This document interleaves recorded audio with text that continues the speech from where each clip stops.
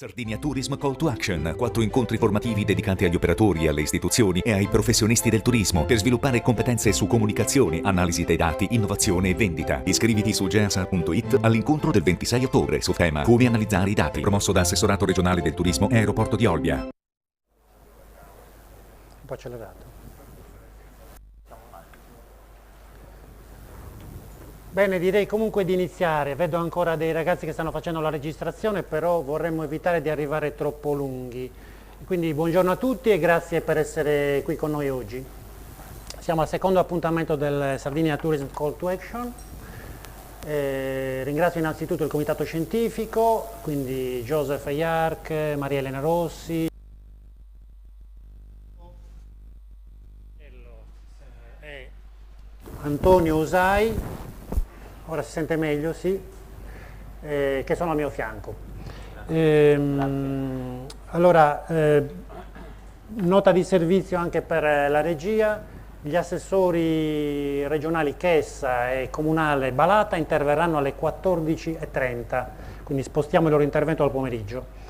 Per iniziare direi subito mettiamo un po' di carne al fuoco, Antonio e Gianfranco.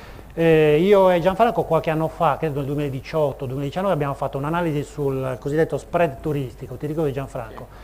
Avevamo analizzato un po' di dati in confronto con le Baleari e avevamo notato che mentre noi eravamo molto contenti del nostro sviluppo turistico, quindi delle nostre percentuali di crescita, quindi avevamo grande gioia e grande soddisfazione per la nostra crescita del 3, del 4%, insomma a seconda degli anni, analizzando 10 anni ci eravamo accorti che rispetto alla crescita delle Baleari noi stavamo perdendo terreno. Quindi veniva abbastanza evidente ragionare sul fatto che dovevamo non solo analizzare i nostri dati, che è il tema di oggi, ma fare un benchmark più esteso, quindi andare a vedere cosa fanno i concorrenti per misurare esattamente cosa sta succedendo. Sì, buongiorno a tutti, intanto si sente? Sì, spero si senta. Sì, sì, sono un po' rauco anche. Il tema di oggi è centrale perché i dati, noi spesso presi, soprattutto molti operatori presi dalle emergenze, dalla quotidianità,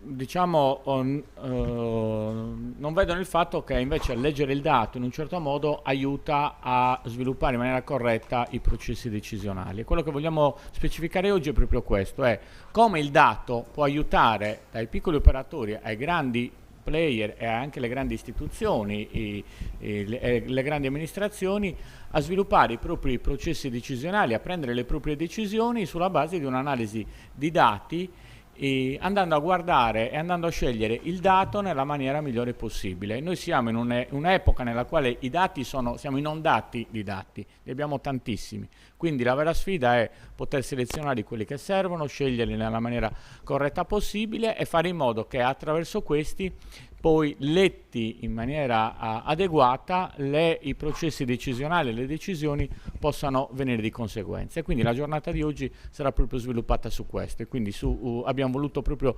riservare una giornata a questo tipo di approccio.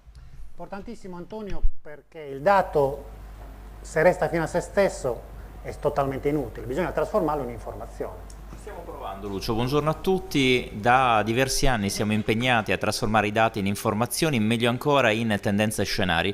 È un impegno che abbiamo cercato di costruire insieme, con Lucio in particolare, con la GESAR, con il nostro spin-off Tourism Plus, spin-off dell'Università di Sassari, che si è specializzato negli anni proprio sulla creazione e sull'analisi di scenari. Lo facciamo con un board scientifico allargato. Oggi abbiamo coinvolto i migliori colleghi europei e internazionali per regalarvi modelli, best practice, ma soprattutto informazioni utili per la vostra quotidianità. Lo vedete dal programma, avremo con noi alcuni colleghi internazionali provenienti dalla Cornell University, dalla Louisiana State University, università impegnate con le cattedre di Information Systems, non soltanto nel utilizzare i dati, ma proprio nel creare le dashboard che con i dati del vostro quotidiano ci aiuteranno a vedere oltre, e poi tanti professionisti che oggi animeranno la giornata. Quindi l'impegno è importante, noi ci crediamo, ma siamo sicuri che tutti insieme potremo creare le migliori condizioni per essere più performanti nelle prossime stagioni.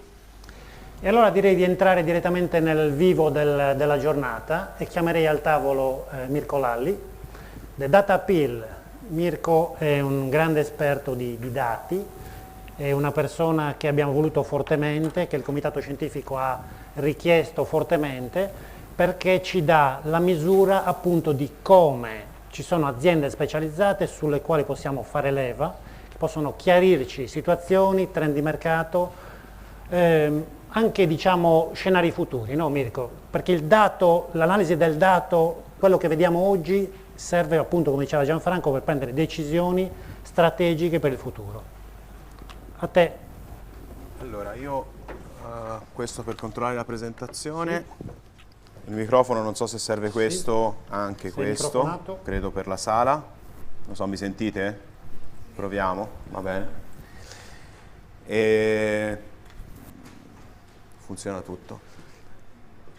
Allora, io inizio con due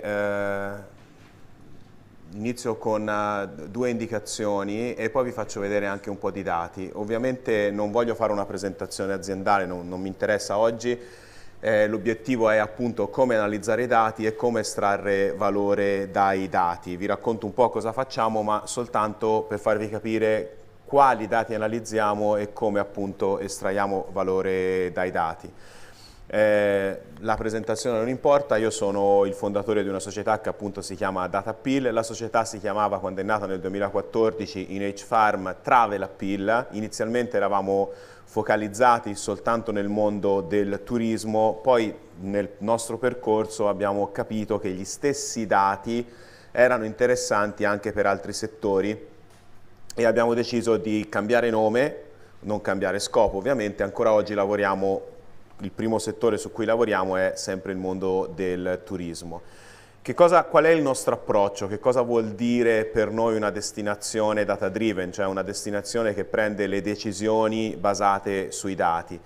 Intanto vanno demitizzati e demistificati una serie di concetti, no? Molto spesso si vedono dei bias, si vedono destinazioni che prendono decisioni sui progetti cosiddetti big data senza nessuna cognizione e non c'è bene o male, non c'è un settore di dati migliore di un altro, c'è un mindset che è migliore di un altro.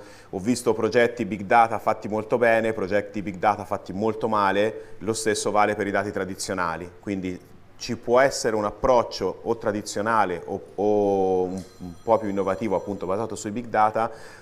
L'importante è aver chiaro quali sono gli obiettivi. Poi se usate le survey o usate un altro strumento per analizzare quello che volete analizzare, francamente è la stessa cosa. Quello che è molto importante però è che oggi diventa molto semplice riuscire ad avere anche dati qualitativi, dati di percezione, dati che descrivono dei fenomeni complessi e che erano molto complessi o molto costosi da ottenere con metodologie tradizionali. Normalmente in queste situazioni dico una cosa che può sembrare scontata, in realtà non lo è affatto. Il terzo punto su cui voglio puntare l'attenzione, che dico sempre, è che everything is tourism, cioè che vuol dire tutto è turismo nel nostro approccio? È abbastanza normale se ci pensate. Pensate a voi quando fate i turisti viaggiatori. Compone la vostra esperienza anche quando vi fermate a far benzina, quando andate ovviamente al ristorante, quando andate a comprare qualcosa in un negozio di qualsiasi categoria. Ecco, questo dall'altro lato si traduce in dei bias abbastanza comuni di chi fa il nostro mestiere di analizzare il settore turismo analizzando ad esempio solo gli hotel o solo il vacation rental o solo i voli aerei, cioè solo un fenomeno che compone l'esperienza e che fa parte dell'esperienza che è multisettoriale dei viaggiatori.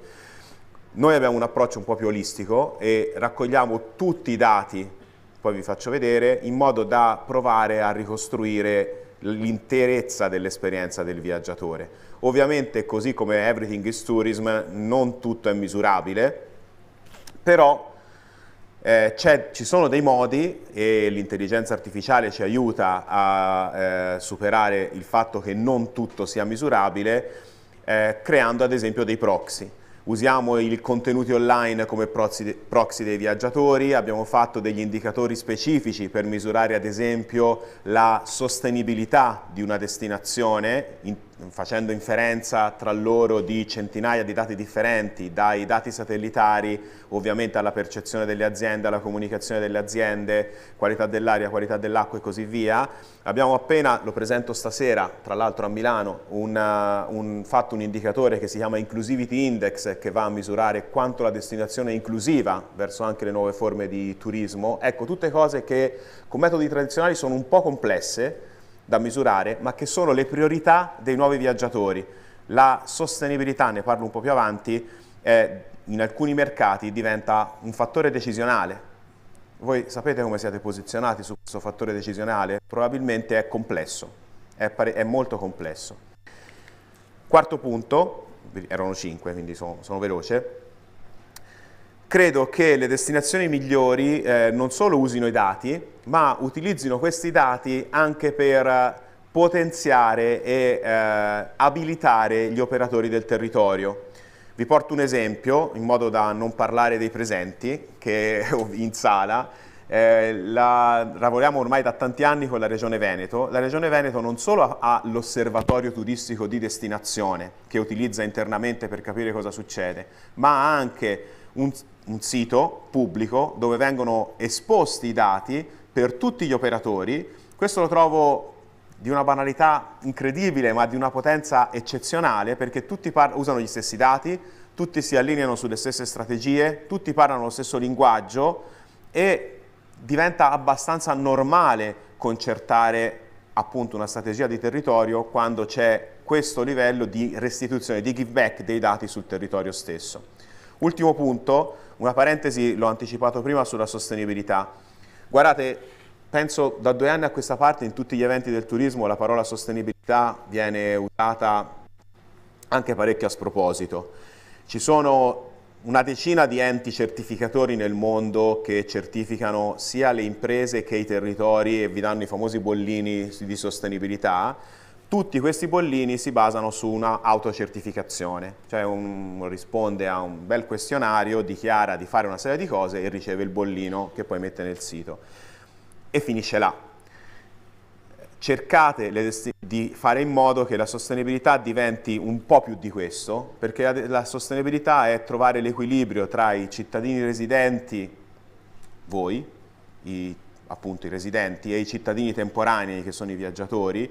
La sostenibilità va oltre il tema dell'ambiente e diventa anche parte integrante di scelta dei nuovi viaggiatori, non solo perché questo equilibrio è parte del prodotto, cioè è parte della value proposition della destinazione, ma perché diventa un elemento di trasferimento del valore della destinazione stessa. L'aderenza a appunto una serie di principi e anche molto identitari legati alla destinazione.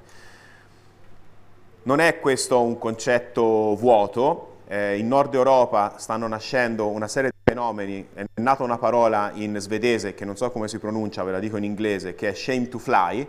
Le persone non vogliono volare, vogliono viaggiare con sistemi più sostenibili del volo. Mastercard ha lanciato una nuova carta di credito appunto in Nord Europa, è una black, dove non c'è un plafond economico ma c'è un plafond in termini di CO2, quindi la carta smette di funzionare quando l'impatto in termini di CO2 ha superato un certo limite. E questa cosa sembra abbastanza, vi vedo sorridere, fantascienza. Guardate, ci sono persone che ci credono davvero e che scelgono di viaggiare in base a questi principi. Quindi diventa un elemento di posizionamento ed è corretto comprendere non solo quello che state facendo, ma anche come siete percepiti da questo punto di vista. Veniamo un attimo ai dati. Abbiamo analizzato,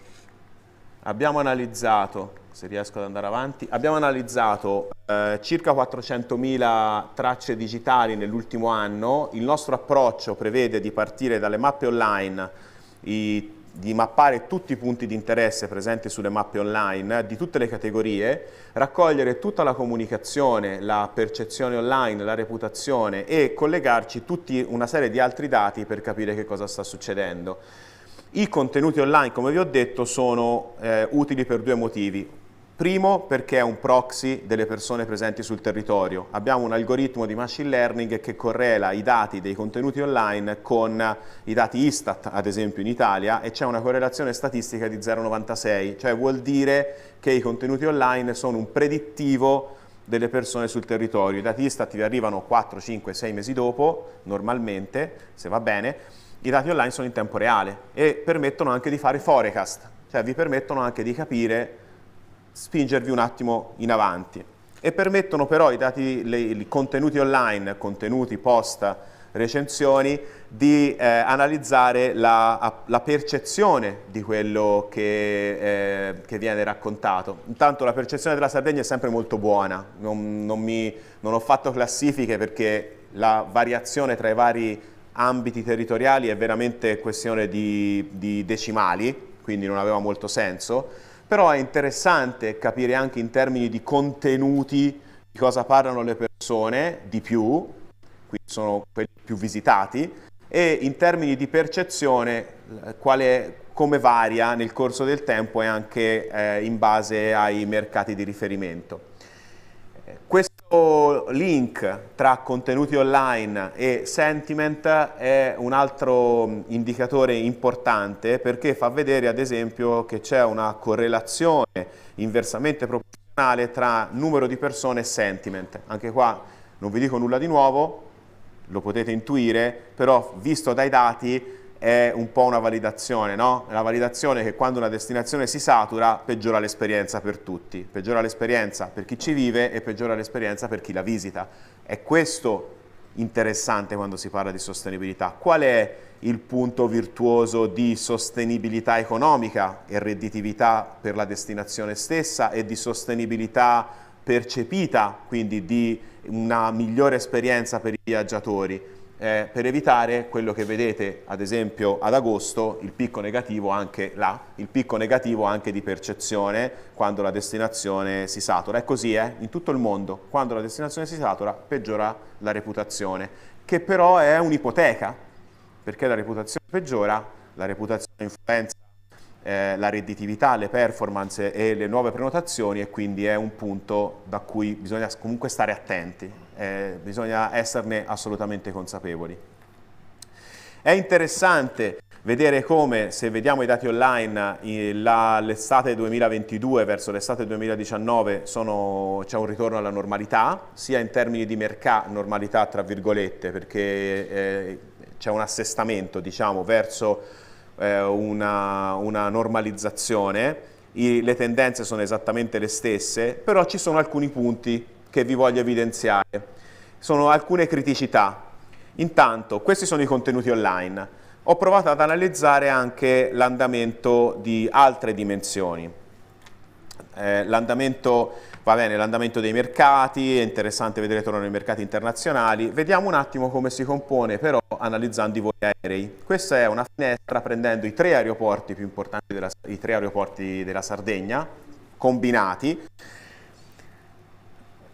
Ultimo anno, la composizione ancora è molto domestica dei voli, e questo mi ha un po' stupito, perché la parte domestica arriva anche con altri mezzi di trasporto, con le navi, insomma, via mare. Quindi la composizione dei voli è ancora molto domestica. Qua vedete anche, visto che l'argomento di questo panel è analizzare i dati, alcune informazioni che sono molto utili.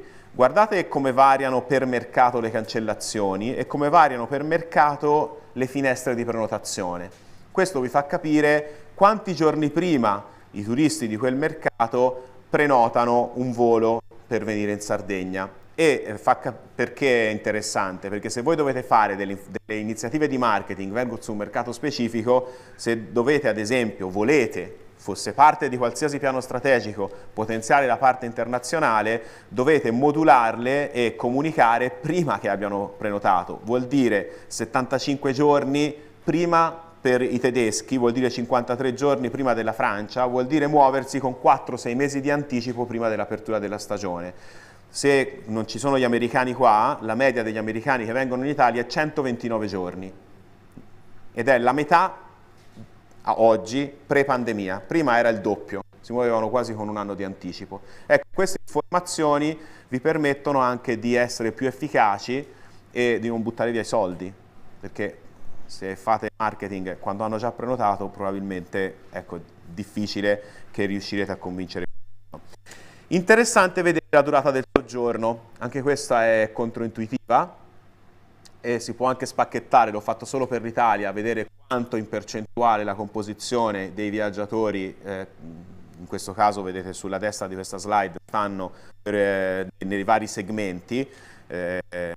0 notti sono tipicamente quelli business che vengono in giornata, 1 notte, 2-4 notti, 5-7 notti e la composizione interna. È interessante perché per gli stranieri è aumentata, per gli italiani è diminuita. Questo è un dato del passato, l'ultimo anno. Vi faccio vedere anche un dato del futuro tra un attimo e vi faccio vedere anche un'altra informazione. Questi sono i dati appunto del futuro. Da ottobre fino ad aprile 2023, come vedete ancora gli arrivi, quindi le prenotazioni confermate, la linea rossa sono le cancellazioni, le prenotazioni confermate sono ancora molto sottodata. E questo, vabbè, inizialmente quando ho visto questo grafico ho detto è un fenomeno abbastanza classico dovuto post-pandemico, no? Sono ristrette le finestre di prenotazione, le persone prenotano più sottodata, quindi ancora non c'è intenzione di viaggio nel futuro. E sbagliavo, non è così, perché poi ho fatto un'altra verifica, ho verificato la composizione delle rotte, ci sono soltanto praticamente rotte italiane nei prossimi mesi confermate verso la Sardegna, per andare a trovare delle rotte internazionali sono dovuto andare in terza pagina, per avere appunto qualche tratta internazionale che pesa pochissimo come vedete, quindi è una questione di offerta e di opportunità di viaggio. E ho fatto un'ulteriore verifica, ho guardato quanti sono i voli verso le prenotazioni verso tutta l'Italia nei prossimi mesi e il pattern è abbastanza confermato. Questo è dall'Europa e questa slide, questa è la prenotazione verso l'Italia dai paesi europei e queste invece le ricerche, scusate, le ricerche di voli verso l'Italia dai paesi europei e queste sono le ricerche, quindi le intenzioni di viaggio verso l'Italia dai paesi extraeuropei, che come vedete si concentrano già fino all'estate prossima. Questo vi fa capire perché non ci sono viaggiatori, cioè se io non trovo tratte, non trovo occasioni di viaggio, anche se inizio a cercare e penso di venire in Italia, mi scontro con la mancanza di opportunità. Mi scontro con la mancanza, non l'ho fatto, se provate a vedere la stessa mappatura verso altre destinazioni insulari, a caso, le Baleari, vedete che il pattern di voli è completamente differente. Quindi è un po' un'occasione mancata, quella che emerge dai dati, perché la richiesta, l'intenzione di viaggio ci sarebbe e non c'è l'offerta. Cioè non ci sono tratte, non ci sono voli e probabilmente si ferma là. Si ferma un attimo prima di prenotare. Chi sono queste persone che vengono in Sardegna? Anche questi dati dell'ultimo anno. I dati vi permettono di capire come sono composti i segmenti, quindi demograficamente e anche dal punto di vista di stile di viaggio, coppie, famiglie, amici e così via, e vi permettono poi di andare anche nel dettaglio e capire, incrociare la domanda con l'offerta. Questa è la domanda, l'offerta sul territorio, quindi come sono percepiti i locali di Olbia, i ristoranti di Olbia dalle famiglie, bene o male, come sono percepiti gli hotel 4 stelle della Costa Smeralda da chi viaggia con un certo stile, bene o male. In più vi permette di scendere nel dettaglio, vi permette cioè ad esempio di vedere ristorazione in questo caso, atmosfera, qualità del cibo, accoglienza, posizione, estetica, pulizia, costi, questo è generale, però vi permette di andare anche nel dettaglio. Non vi fate spaventare dal cluster costi rosso, il cluster costi le persone non dicono mai ho speso poco, semmai dicono ho speso troppo, quindi è abbastanza normale che il cluster dei costi sia sempre con un sentiment più negativo ed è un po' un value for money, perché il prezzo non è mai un problema se riuscite a trasmettere il valore di quello che state vendendo. Locali e ristorazione, ricettività, tutta, alberghiera, extraalberghiera, vacation rental. Qua c'è un elemento super importante, mi prendo un attimo per raccontare questo. Allora, intanto c'è un sentiment molto alto della ristorazione dentro la ricettività, cosa non comune, quindi è un punto di forza. C'è un sentiment molto molto alto sullo staff, quindi l'aspetto, mentre le criticità piccole, voi non le vedete, sono scritte piccoline, si concentrano un po' sugli interni, sulle dotazioni, quindi strutture un po' vecchie, ma come dire, viene tutto un po' superato dal cibo, dal posto e dalle persone. Quindi la tradizione di accoglienza, le persone che trovano nella ricettività riescono a far superare un po' anche tutto il resto, e questo è un grandissimo punto di forza. Vi ricordate la slide che vi ho fatto vedere prima, Meet the Local, sulla sostenibilità? Ecco, è questo. Quando vedete staff è un po' l'elemento vincente, e non è così in tutte le destinazioni. Non è così assolutamente in tutte le destinazioni. Ho provato a fare un carotaggio anche sulle attrazioni, e qua, vabbè, niente da dire, ovviamente tutto molto positivo, soprattutto legato alla location. Tralascio, anzi lo faccio vedere velocemente perché poi penso che li farà vedere questi dati con altre informazioni anche Michela quando parla dopo in chiusura, i dati dei prezzi immagino, che anche sugli hotel. È interessante però perché noi prendiamo i dati dei prezzi degli hotel, le prendiamo solo dalle OTA, li prendiamo come, anche questo è un elemento proxy, perché gli albergatori fanno revenue management, quindi i prezzi si modulano in base a cosa accade nella destinazione, i prezzi sono una funzione della saturazione, della reputazione, e sono una funzione anche del match tra domanda e offerta. Quindi l'andamento dei prezzi sulla destinazione dà delle indicazioni, soprattutto se uno guarda quelli futuri. Quindi se io vedo nel futuro che cosa succede, non solo nel passato mi interessa poco, riesco già a capire dove si concentrano le attenzioni, perché dove ci sono i picchi di prenotazioni, normalmente i prezzi già schizzano verso l'alto in alcuni periodi particolari dell'anno. Quindi è un altro elemento facile da ottenere, perché sono dati disponibili online, che però ha un altissimo valore strategico e non so se ci sono albergatori in sala, vi permette anche di capire meglio come modulare i prezzi nella vostra destinazione. Questi sono appunto quelli del passato, questi sono quelli del futuro. Come vedete i prezzi del futuro vi fanno... Come si legge questo grafico? Questo grafico si legge così: le linee verticali sono la saturazione, quindi quante offerte sulle OTA sono state vendute in ogni rispettiva settimana da qui fino al 25 aprile 2023, l'ultimo sulla destra. 25 aprile 2023. La linea gialla è la media dei prezzi. Che cosa si rileva da questo grafico?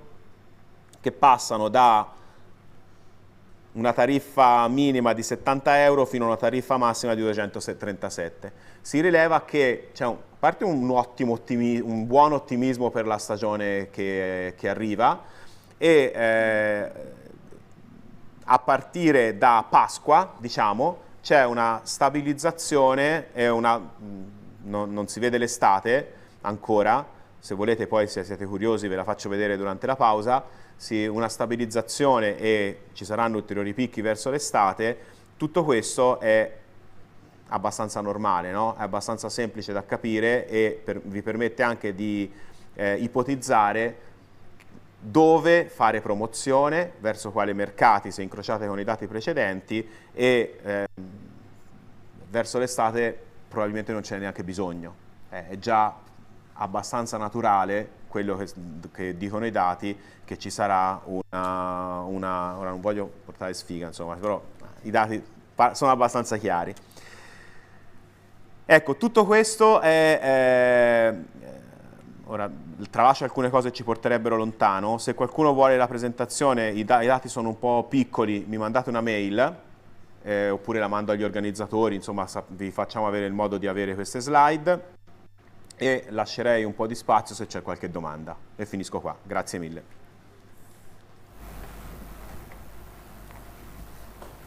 No.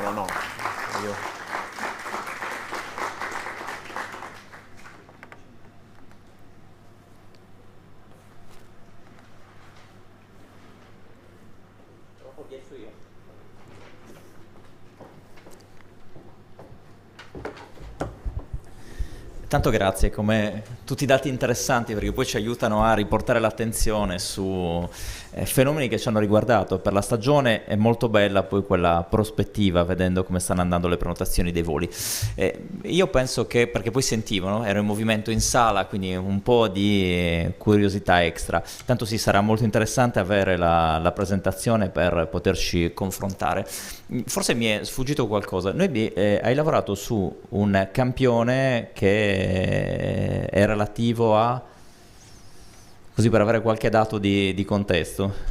Allora, i dati analizzati riguardano tutta la Sardegna, l'ultimo anno quelli sul passato e i 6 mesi prossimi quelli sul futuro, e riguardano tutto il 100% dell'ospitalità, il 100% della ristorazione e il 100% delle attrazioni su tutta la Sardegna. Quindi abbiamo una copertura totale che ci consente di vedere come questo fenomeno impatta totalmente sugli aeroporti, i 3 aeroporti, e sono i dati dei GDS. Quindi mancano le low cost nei dati che vi ho fatto vedere, perché nei GDS non ci sono le low cost, che prendiamo da altre fonti ma non l'ho fatto in tempo a prendere, quindi sono i dati appunto delle linee tradizionali. E questo per noi è molto interessante, perché per esempio un aeroporto come quello di Olbia, che ha un buon impatto di low cost piuttosto che Alghero-Cagliari, questo dato ci consentirebbe di andare ancora oltre, di avere proprio quella previsione per l'andamento della stagione futura, che aiuterebbe molti operatori. Noi fino ad oggi, anche per le mail che sono arrivate, guardo Lucio e Gianfranco, generalmente dopo gli interventi in call to action riceviamo diverse mail e ci rendiamo conto di 2 cose. La prima, c'è proprio questo grande interesse per migliorare. Abbiamo tanti operatori che hanno voglia di crescere, che hanno voglia di confrontarsi col mercato, puntando ad obiettivi sempre più grandi, e sappiamo che la parte dei dati diventa determinante anche per razionalizzare l'intervento. Se dovessi dare un consiglio a tanti operatori, perché poi tu dal tuo osservatorio privilegiato vedi l'andamento del mercato, i dati, però vedi anche alcuni gap ricorrenti nella gestione delle strutture alberghiere. Concentriamoci sulle strutture alberghiere un attimo. Un consiglio per avere un approccio più performante anche rispetto ai dati e al loro utilizzo. Allora, le strutture alberghiere, i dati che vi ho fatto vedere sono interessanti anche per le strutture alberghiere, secondo me. Infatti noi abbiamo uno strumento anche per le strutture alberghiere dove riportiamo anche i dati di destinazione. Le strutture alberghiere oggi devono anche loro cambiare un po' mindset, no? Ci sono queste cose che vi dico, sono abbastanza normali in alcune destinazioni, credo anche in Sardegna, cioè, vedendo un po' le dinamiche, conoscendo un po' il territorio. La cosa più importante è questa: cercate di uscire, quindi di confrontarvi non soltanto con il vostro vicino. Il vostro competitor non è il vostro vicino, il vostro competitor è quello che si posiziona come voi, quindi sulla stessa tipologia di offerta, non necessariamente nella stessa destinazione. I viaggiatori scelgono il tipo di esperienza prima dell'hotel. Vi racconto anche qui un caso, non di questo territorio, posso anche dirlo, non è un problema. Un paio di anni fa, 2 o 3 anni fa, ero a fare una lezione all'Associazione Albergatori di Jesolo, e interessante, feci fare un esercizio agli albergatori distribuimmo un post-it a tutti dicendo: scrivete nel post-it l'elemento che vi caratterizza, cioè in poche righe, in poche frasi, quello che come raccontereste la vostra struttura. Gli stavo facendo fare un esercizio senza dirlo di value proposition, quindi raccontatemi in una frase perché sei differente da tutti gli altri, perché devo venire da te. Vi assicuro, su 21, 20 scrissero a 2 passi dal mare. Sei a Jesolo, cioè a 2 passi dal mare, quindi credo la prima cosa sia focalizzare qual è l'elemento che vi caratterizza, guardando anche un po' oltre il vostro vicino, e i dati vi aiutano a fare questo. I livelli di benchmark oggi sono un po' più grandi, le persone scelgono in base a una serie di cose che vi ho fatto anche intuire un po' prima, quindi vi dovete confrontare non soltanto con i vostri vicini, ma con quelli che sono i vostri veri competitor, quelli che si posizionano come voi, e con il territorio. Cioè, se il territorio ha dei problemi o delle opportunità, cioè un territorio che viene riconosciuto per qualcosa, entrare a far parte della vostra value proposition, e i dati vi aiutano a far questo. E l'altra cosa è diventato veramente semplice, non lo facciamo solo noi, ci sono tante aziende che permettono di analizzare la reputazione e gestirla. Mi sento anche un po' imbarazzato a dirlo, perché sembra di essere nel 2014, però capisco che ancora ce ne sono molti che quando ricevono una recensione la prendono come una cosa personale e non come una cosa di business, e gestitela e non subitela.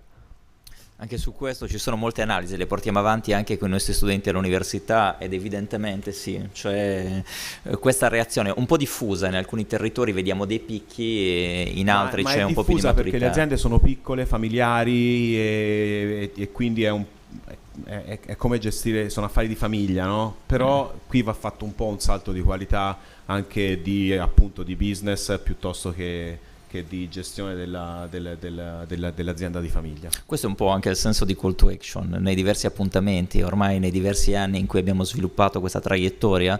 L'idea è proprio quella di provare a crescere tutti insieme con degli strumenti che siano più manageriali e aziendali piuttosto che personali, familiari, e qualche piccolo segnale ce l'abbiamo anche nel confronto e appunto analizzando quelle mail che arrivano. E due curiosità anche a beneficio: come vedi in sala ci sono molti ragazzi, non soltanto i nostri studenti dei corsi di laurea qua di management del turismo, ma anche molti studenti delle scuole superiori. Abbiamo provato a fare questa scommessa, ringrazio tutti i colleghi delle scuole superiori che hanno raccolto con entusiasmo il nostro invito, perché su di loro si fa la scommessa non tanto di portarli necessariamente all'università, ma fargli capire che l'analisi del dato è realmente una professione del futuro, è già una professione attuale ed è una professione del futuro. Sei un professionista dell'analisi del dato, diamogli qualche segnale anche per incuriosirli e portarli su questa strada. No, allora, su questa cosa sono un po' bias. Io ve lo dico, probabilmente la mia opinione non è quella più importante, però noi facciamo tanta fatica. Datapil è nata nel 2014 come startup, siamo cresciuti, abbiamo avuto tanti investimenti internazionali, abbiamo un team internazionale, oggi siamo una cinquantina di persone, siamo stati acquisiti da un gruppo importante quotato in borsa, però facciamo tanta fatica a trovare sviluppatori e data scientist. Ed è un problema di tutta l'industria. Jobs si ricorderà ad un Focusrite quando c'era ancora Philip Wolf che disse: il problema dell'industria del turismo è la mancanza di sviluppatori. Questa cosa è davvero un problema, perché non solo il turismo, c'è una accelerazione verso la digital transformation e verso la digitalizzazione che richiede delle skill molto importanti in questa direzione. Quindi se avete un figlio lo dovete consigliategli di fare una disciplina scientifica. Ci sono data scientist che vengono dopo aver fatto fisica, aver studiato astrofisica, data scientist che vengono dopo aver fatto filosofia, cioè data scientist è un po' l'arrivo, no? Non il punto di partenza di un percorso professionale. E mentre il percorso un po' più tecnico degli sviluppatori, lì davvero non hanno, io consiglio sempre di farlo all'università, però conosco tante persone che lavorano con tanta soddisfazione anche economica da autodidatti, perché c'è una fame di queste figure che non si sa dove trovarle, veramente non si sa dove trovarle. Grazie per l'intervento. Lucio.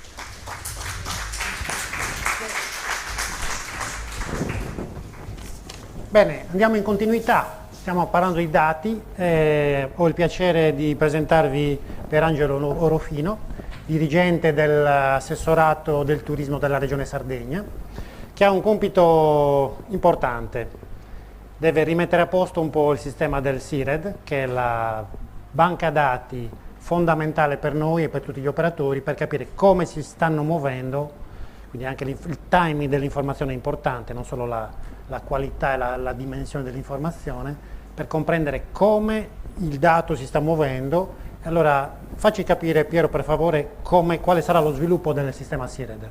Certo. Tanto buongiorno a tutti e grazie dell'opportunità di poter raccontare quello che fa la Regione Sardegna nel campo del turismo, della raccolta dei dati, dell'analisi. Io lavoro nella pubblica amministrazione, questo è il mio 24esimo anno. In regione però sono entrato a maggio di quest'anno, quindi mi considero nuovo, una nuova recluta, insomma, però diciamo che vengo da un servizio che si occupa di ICT. Io sono un tecnico, sono un informatico. Al Comune di Cagliari stavo in un settore che si chiama Smart City e innovazione tecnologica, quindi il focus era molto sulle città smart, sulla sensoristica, sulla raccolta dei dati, sull'ottimizzazione del traffico, eventi meteo, eccetera, eccetera. In regione, quando sono entrato, mi sono occupato, il servizio in cui sono effettivamente titolare è il servizio PFI, che vuol dire programmazione e finanziamenti alle imprese, quindi sono nell'assessorato del turismo, artigianato e commercio e mi occupo di finanziamenti, di agevolazioni alle imprese di questi 3 comparti. Adesso per esempio c'è una misura molto importante dedicata al commercio, qualcuno mi ha chiesto prima come sta andando il bando del commercio, speriamo che vada bene. Sono circa 30 milioni di euro che sono stati messi a disposizione dalla Giunta quest'anno per sostenere il commercio, un settore tra i più colpiti naturalmente da questi ultimi 2 anni di pandemia, e quindi speriamo che questa misura dia un po' di ossigeno per chi ha fatto degli investimenti nel corso di quest'anno. Tornando invece all'osservatorio, l'osservatorio è un servizio che in tutte le regioni è presente fondamentalmente per assolvere all'obbligo statistico, che è quello dell'Istat. L'Istat è presente in tutte le amministrazioni. Nell'ambito del turismo ci sono alcuni indicatori che servono naturalmente alla politica per fare delle analisi, per capire qual è lo stato, quali sono le previsioni, quali sono le potenzialità degli investimenti futuri dei nostri territori. L'osservatorio in Sardegna ha raccolto una competenza che prima era delle province, gli ex enti provinciali per il turismo, e quindi abbiamo delle sedi territoriali che seguono il territorio, cioè nel senso che danno proprio supporto a tutte le strutture alberghiere, extraalberghiere, sono esperti della normativa, danno supporto anche ai comuni. Oggi ho 2 rappresentanti della sede di Olbia che mi fa piacere che siano venuti e rappresentano il 50% dell'ufficio di Olbia. Da qui capite come siamo veramente sottodimensionati rispetto anche al carico di lavoro che comporta un territorio così importante dal punto di vista del turismo. Quindi gli osservatori, dicevo, ce li hanno tutte le regioni, poi ci sono degli osservatori anche a livello di città, per esempio Firenze ha un bellissimo portale dell'osservatorio, quindi con una granularità ancora più, che va ancora più nel profondo. Il SIRED è il sistema di rilevazione diciamo, che utilizzano tutte le strutture per registrare diciamo, i flussi del turismo. Si tratta di flussi che fondamentalmente si basano sugli arrivi e sulle presenze, quindi gli arrivi, quante persone arrivano in una certa struttura e quante notti si trattengono in quella struttura. Quindi oltre a questo naturalmente raccogliamo anche altri dati che sono dati sul sesso, sulla nazionalità, sulla composizione dei gruppi, se si tratta di famiglie, coppie oppure se hanno qualcuno che li rappresenta come accompagnatore, insomma, di grossi gruppi. Insomma, tutti questi dati diciamo, concorrono poi a creare un po' di statistiche. Vi parlavo prima dell'obbligo statistico. Le strutture hanno 2 obblighi fondamentalmente, che è quello di caricare i dati su questo sistema SIRED, che è un sistema che la Regione naturalmente mette a disposizione di tutti, e poi l'altro obbligo è quello di comunicare al portale degli alloggiati, che è quello che la questura richiede. In quel caso ci sono ancora dati in parte diciamo più personale, ci sono proprio i documenti nominativi delle persone che noi invece non possiamo rilevare per ovvi motivi, e loro poi rilevano solamente gli arrivi, non hanno interesse a capire quanto le persone hanno soggiornato. Ci sono delle funzionalità all'interno del SIRED che permettono di fare dei cruscoti, che permettono di fare delle analisi, ma soprattutto queste sono state riportate sul portale dell'osservatorio. È possibile quindi verificare in un ambito territoriale a scelta, che può essere la provincia, tutta la regione o semplicemente anche il comune, come è posizionata la propria struttura in un'organizzazione per benchmark. E quindi capire come anche gli altri magari lavorano nei confronti di chi è interessato a capire la sua posizione, insomma. Quindi diciamo il portale dell'osservatorio fondamentalmente espone tre sezioni, che è quella interattiva dove si seleziona il territorio e si vedono i dati del territorio di competenza. Si arriva sino a un livello che non deve oltrepassare il cosiddetto segreto statistico, cioè non si può arrivare a una granularità di un comune che per esempio ha meno di 3 strutture, perché a quel punto si potrebbe anche risalire anche alle persone che vi hanno soggiornato, quindi insomma c'è questo limite. Nel caso in cui ci sia un comune talmente piccolo che ha solo 2 strutture, non viene riportato il dato di quel comune, ma viene associato ad altri. Esponiamo poi dei report statistici e poi produciamo anche dei dati aperti che possono essere scaricati nei formati, insomma, CSV. Attualmente il portale espone dei dati un po' vecchiotti, e quindi adesso cercheremo di porre rimedio, diciamo, a questa situazione qui. L'interoperabilità del SIRED, diciamo, quasi tutte le strutture hanno un proprio gestionale, naturalmente, però quelle poche che non ce l'hanno effettivamente devono fare un lavoro manuale. Chi ce l'ha solitamente produce dei file che poi vengono scaricati e ricaricati poi sul SIRED, e quindi non devono fare operazioni manuali, diciamo, complesse. Nel caso invece di strutture molto piccole che non hanno questa possibilità di avere un gestionale, un sistema di prenotazioni come appunto ce l'hanno le strutture più importanti, allora in quel caso purtroppo devono caricarsi a mano sia sul portale del SIRED che su quello della questura i dati, e naturalmente questo genera un po' di proteste, anche perché il SIRED a volte non è super efficiente come dovrebbe essere. Quindi la ragione, per tutte queste ragioni e queste criticità, noi adesso il SIRED lo abbandoneremo e passeremo a un nuovo sistema che si chiama ROS1000. ROS1000 è un sistema che è già stato adottato da altre 11 regioni, quindi costituisce quasi uno standard nazionale. Diciamo, la società è la stessa che ha sviluppato il SIRED, ha lavorato molto di più sull'interoperabilità, ha lavorato con circa 100 software house che fanno gestionali per strutture, in modo tale che ci sia la possibilità di utilizzare poi dal gestionale stesso, far partire il flusso verso ROS1000.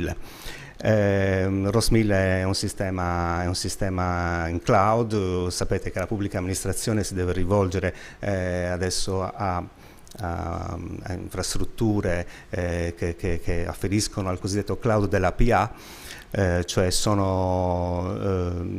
dobbiamo come amministrazione cercare di superare quella logica di creare data center che ospitano i dati, le applicazioni delle nostre amministrazioni, per andare verso il cloud. Il cloud della PA adesso c'è stato un periodo di transizione in cui si pensava di utilizzare i poli strategici nazionali, addirittura i poli strategici regionali. Oggi si parla appunto di polo strategico nazionale come quella struttura che ospiterà tutti gli applicativi e i dati della pubblica amministrazione. Questo, diciamo, è normato anche dal piano triennale per l'informatica della pubblica amministrazione, dalle circolari dell'Agid, da tutta una serie di azioni che gli ultimi governi hanno intrapreso. Sono un po' dispiaciuto come informatico che non ci sia più il Ministero per l'Innovazione, diciamo che è stato molto utile. Io quando lavoravo al Comune di Cagliari ho partecipato anche a dei tavoli con il Ministro Colao, insieme ad altre amministrazioni considerate un po' più avanti, diciamo, dal punto di vista ICT, e quindi adesso non so esattamente quale Ministero prenderà le competenze dell'ex Ministero dell'Innovazione, però sicuramente è una figura, quella del Ministro dell'Innovazione, che manca e che per la pubblica amministrazione era secondo me fondamentale. Va bene, qua ci sono alcune informazioni su Ross Mill. Diciamo che l'aspetto principale è quello che un po' vi ho già anticipato. Lui fornisce i dati attraverso delle interfacce applicative, nei web service piuttosto che API, e quindi il vantaggio principale è che noi avremo un dato che dovrebbe essere a regime, aggiornato quotidianamente. Questo finalmente farà contenti anche la parte politica, che tutti i giorni ci spinge a chiederci dati. È difficile anche sostenere che spesso bisogna aspettare 2 mesi per avere i dati dell'ultima stagione. Insomma, adesso che siamo a fine ottobre, abbiamo i dati consolidati fino a settembre, diciamo, con una copertura che arriva all'80% più o meno. Però diciamo, questo grazie al lavoro anche dell'osservatorio, delle sedi territoriali, che sollecitano continuamente le strutture a caricare questi dati. Naturalmente dovete pensare che se devono fare un lavoro manuale e lo devono fare in alta stagione, quando sono super impegnati ad assistere i propri clienti, anche dover pensare di caricare i dati diventa un onere in più che speriamo di facilitare con questa nuova soluzione.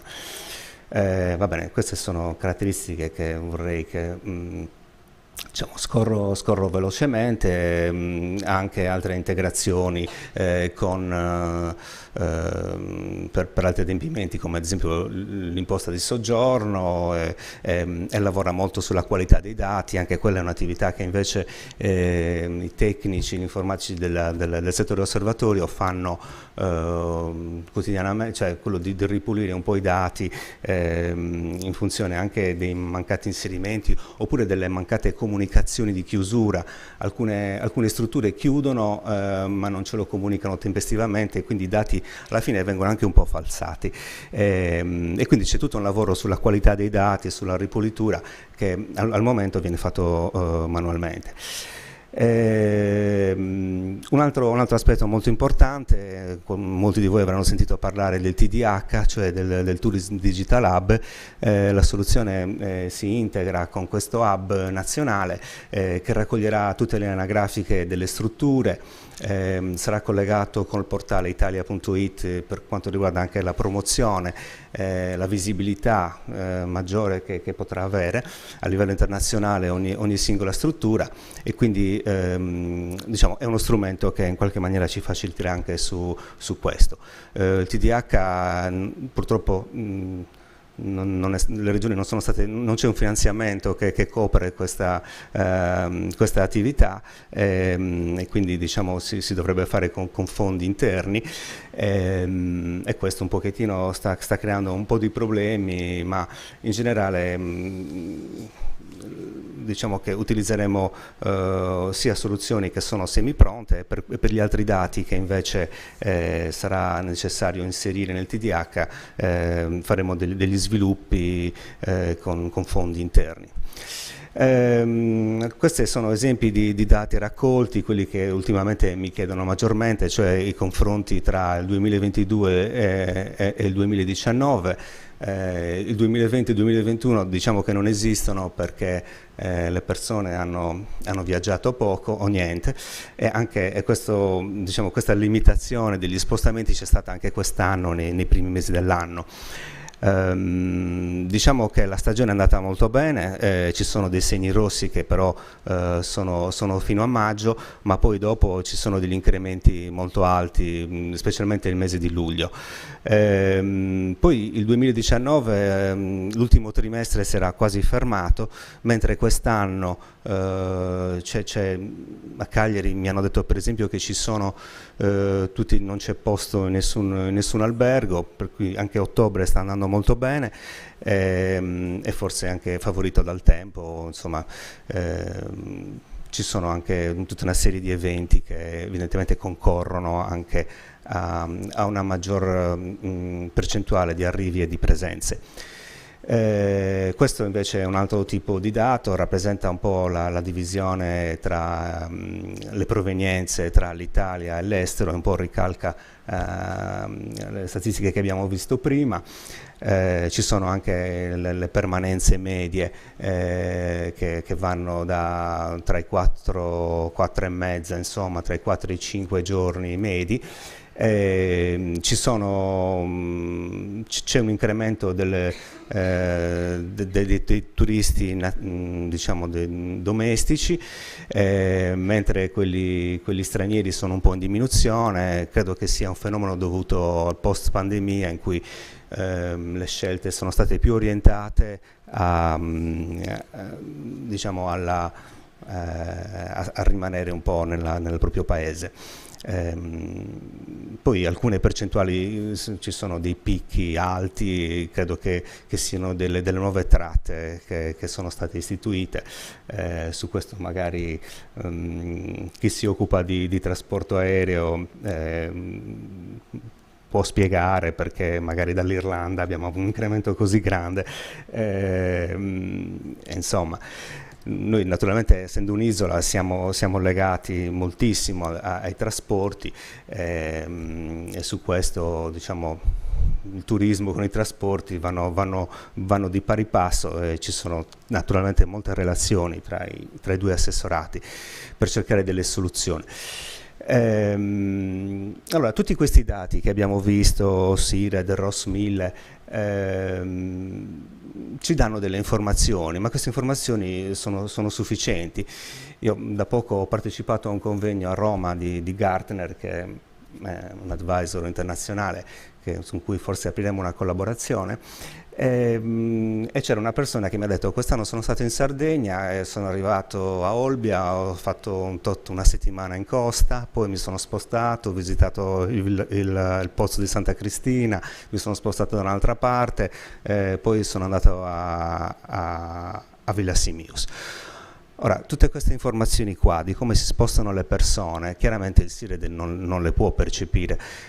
Noi abbiamo le presenze, ma non seguiamo le persone, non sappiamo come si spostano, dove mangiano, se apprezzano il sentiment di cui abbiamo parlato prima, e quindi per acquisire queste informazioni noi dovremo sottoporre dei questionari a tutti quanti, e naturalmente questo non è possibile perché nessuno è più disponibile a rispondere a un questionario. Quali alternative ci sono? Le alternative, questa è una foto che è molto un classico, le alternative vengono dai dispositivi che abbiamo tutti addosso. Questa foto, diciamo, per chi non la conosce, è l'elezione del Papa Ratzinger nel 2005 e quella di Papa Bergoglio nel 2013. Se oggi ci fosse, speriamo più tardi possibile, per Bergoglio un nuovo Papa, probabilmente vedremo un tappeto luminoso che copre anche le persone, un po' come il concerto del Coldplay a Rio, qualcosa del genere.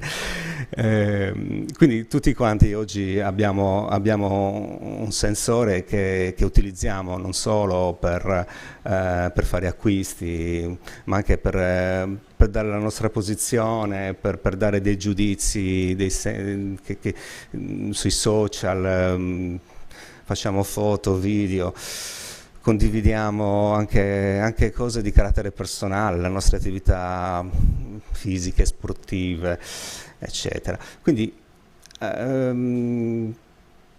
abbiamo utilizzato noi il traffico mobile in generale, chiamiamolo così, anche per fare qualche esperimento. Quest'anno a maggio c'è stato il triathlon di Arzachena. Una cosa che mi hanno chiesto i miei colleghi, mi hanno detto: ma come possiamo misurare il numero di persone che hanno partecipato a quell'evento? Cioè noi finanziamo con fondi del turismo delle attività supponendo che siano attrattive, che le persone stazionino per quell'evento per un tot di giorni, e quindi vogliamo capire qual è la risposta rispetto a un investimento. Allora che cosa abbiamo fatto? Ho chiamato una società che si chiama Y-Data. Loro sfruttano la potenzialità degli smartphone di andare a cercare continuamente delle reti wifi. Quindi anche se adesso diciamo, l'indirizzo fisico viene mascherato, il cosiddetto MAC address, che permetterebbe di identificare univocamente ogni singolo dispositivo, adesso cambia un tot di volte ogni minuto, però ci sono degli algoritmi che permettono di risalire sempre allo stesso device, quindi siamo ancora in condizione di poter contare le persone che stanno in una determinata area, e quindi abbiamo contato le persone che hanno partecipato all'evento. Naturalmente il successo di un evento internazionale non è solo le persone che vengono lì, ma anche quello delle televisioni, delle persone che lo seguono da distanza, naturalmente.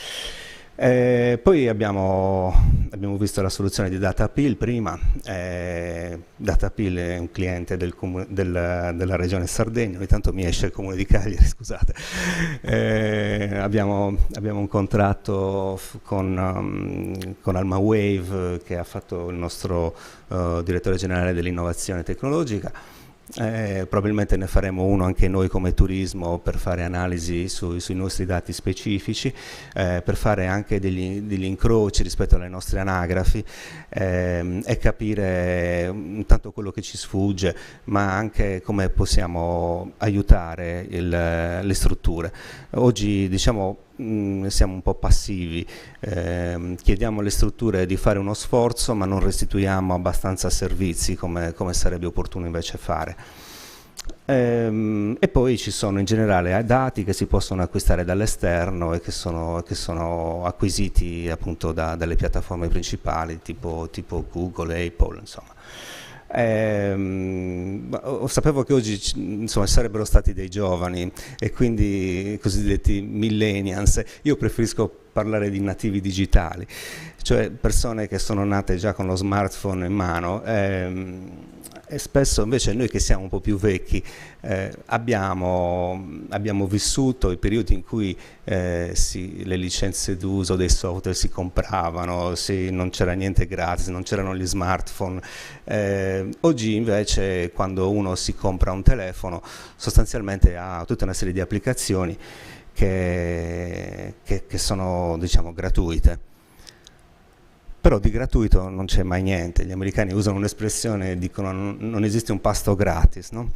E quando qualcuno vi dà qualcosa di gratuito vuol dire che il prodotto siete voi, cioè quello che producete voi come dati, con tutta l'attività che fate su queste applicazioni vale molto di più di quello che Google investe per darvi Gmail, Google Drive e quant'altro, perché quei dati sono fondamentali. Il mio ex assessore diceva che i dati sono il petrolio del terzo millennio.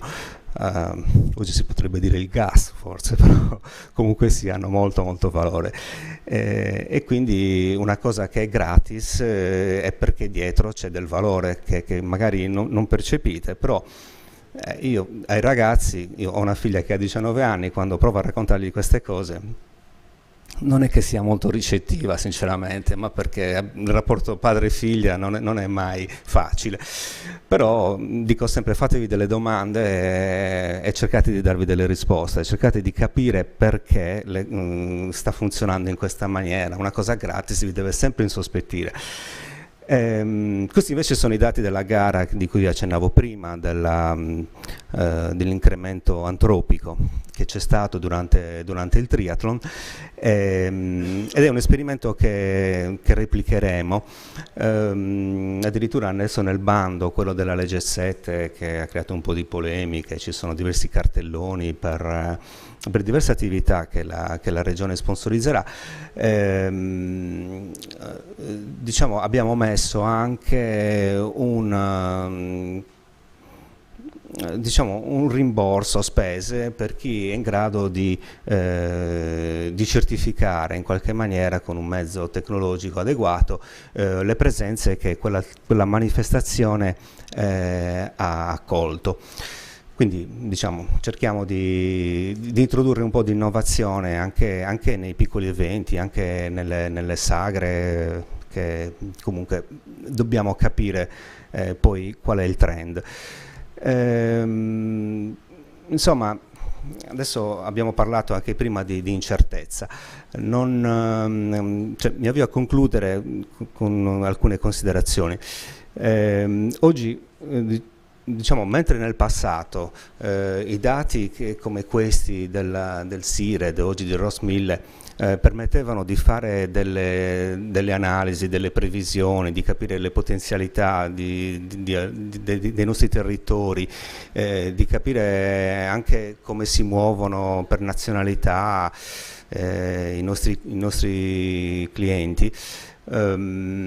Adesso, diciamo, l'incertezza dovuta anche agli eventi ultimi che ci sono stati, la guerra in Ucraina, l'emergenza energetica, sono, diciamo, degli elementi, gli americani li chiamano disruptive, cioè diciamo, fanno saltare un po' il banco, se volessimo utilizzare un'espressione italiana.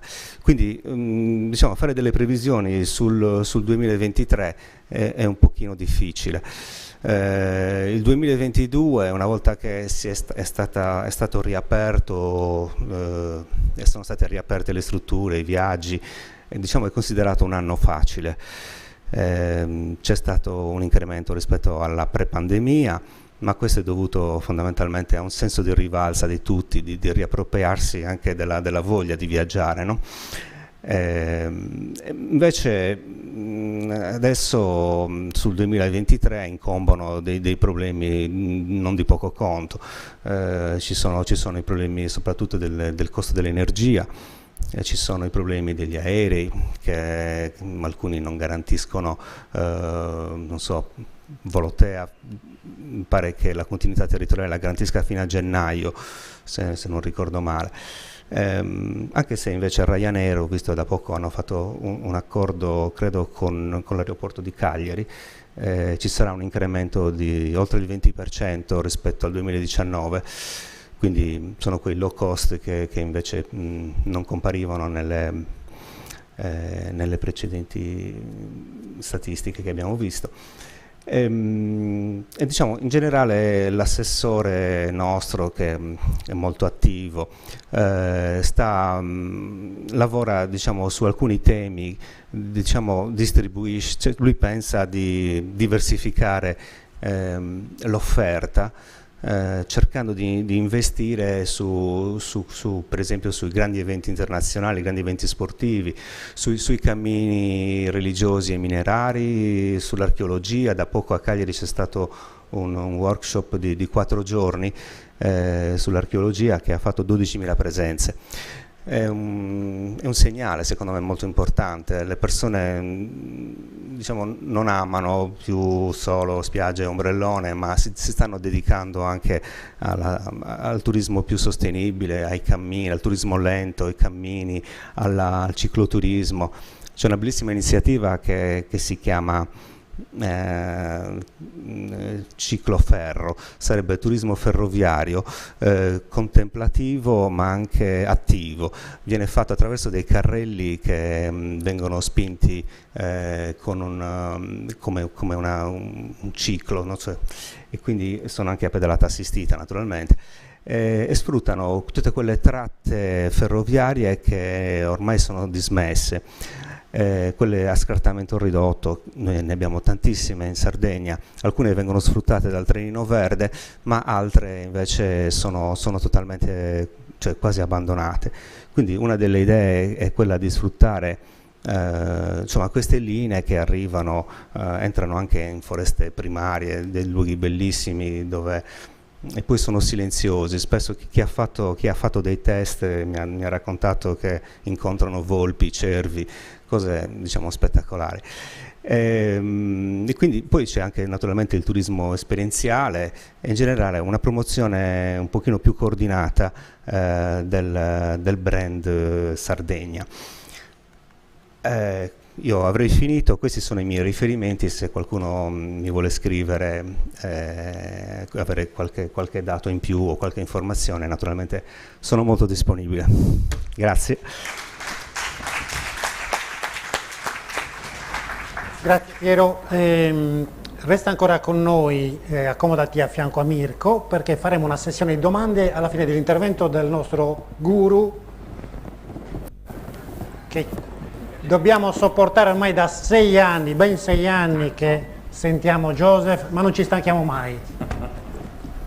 Te la parola.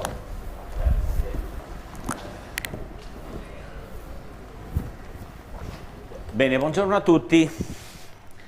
Allora, ma un guru perché mi prendi per il... Ok. E 6 anni già? Madonna santa. Madonna santa. Bene. Allora, quando Antonio e Lucio hanno detto faremo una roba sui dati, una sessione sui dati, io ho detto che palle, classico, ok?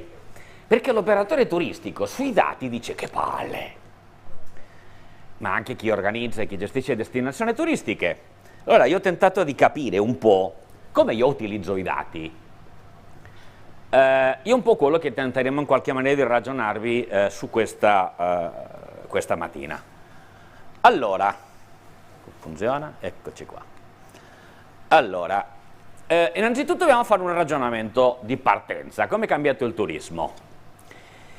E questo va molto incentrato per voi operatori turistici della Sardegna, perché il turismo tradizionalmente l'abbiamo sempre ragionato con una logica di modello di offerta, cioè la logica di produzione, cioè io l'albergo, servizi, li metto insieme i miei servizi eccetera eccetera, sono più o meno preparato, comincio a tentare di distribuire la mia proposta, inizio a fare la promozione, cioè è un modello che gli economisti chiamano un modello di offerta rigida ma di domanda elastica. E il problema è che l'operatore deve cominciare a ragionare in questo momento sul prezzo al quale venderà la sua camera nel 2023. Problema: cosa accadrà nel 2023? Non ho la più pallida idea. E soprattutto ho il rischio di dare dei prezzi che dopo, se mi crescono le bollette eccetera, mi mettono in difficoltà. Perché quello che noi non abbiamo ancora capito è che questo modello con il quale noi lavoriamo ormai è vecchio, perché il modello che oggi il mercato ragiona è che non vado io con ottica di promozione a cercare la domanda, a cercare il mio cliente, sino che quello che oggi funziona è che devo di attirare l'interesse del mio cliente. Cosa vuole dire questo? Che il mercato in realtà funziona on demand, non più con un'offerta fissa, sino fondamentalmente con un modello di domanda anelastico. Che vuole dire fondamentalmente che io come operatore devo di lavorare per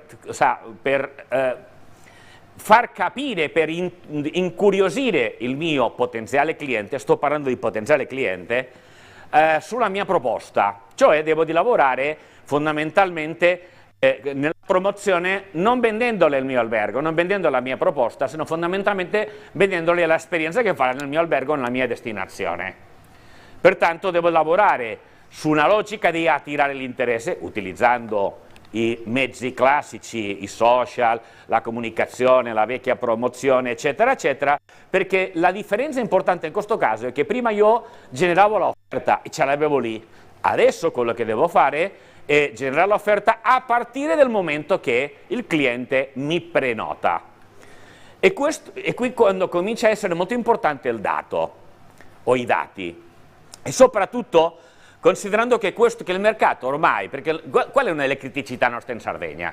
Che continuiamo a ragionare e a lavorare in un mercato generico e generalista, quando il mercato ormai non è più così, il mercato è segmentato. Pertanto questa è la logica con la quale dobbiamo lavorare per ottenere il massimo di redditività e il minimo di rischio possibile, perché il dato mi serve o i dati mi servono per ridurre i rischi. Come faccio questo? Per capirci bene, perché noi operatori turistici non siamo molto intelligenti, abbiamo bisogno di idee chiare.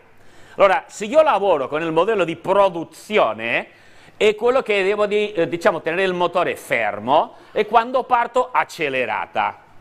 E l'accelerata vuole dire investimento, costi, eccetera, eccetera, con il rischio che non ottengo il risultato che mi sarebbe pertinente.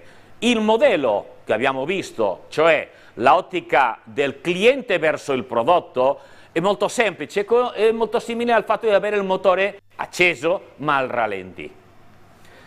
Allora, fatta questo elemento, per cominciare a capire cosa mi servono i dati, andiamo fondamentalmente a qual è il fattore dirimente. Come operano gli operatori turistici in Italia, in Sardegna, in generale in Italia? Beh, la gestione alla cieca, funzionando e nel mio intuito e nella consuetudine, in quello che io chiamo, e che Michela ride e mi ha copiato, c'è il copyright, ti avviso, è una tecnica che utilizziamo gli operatori turistici, cioè il nasometro. Però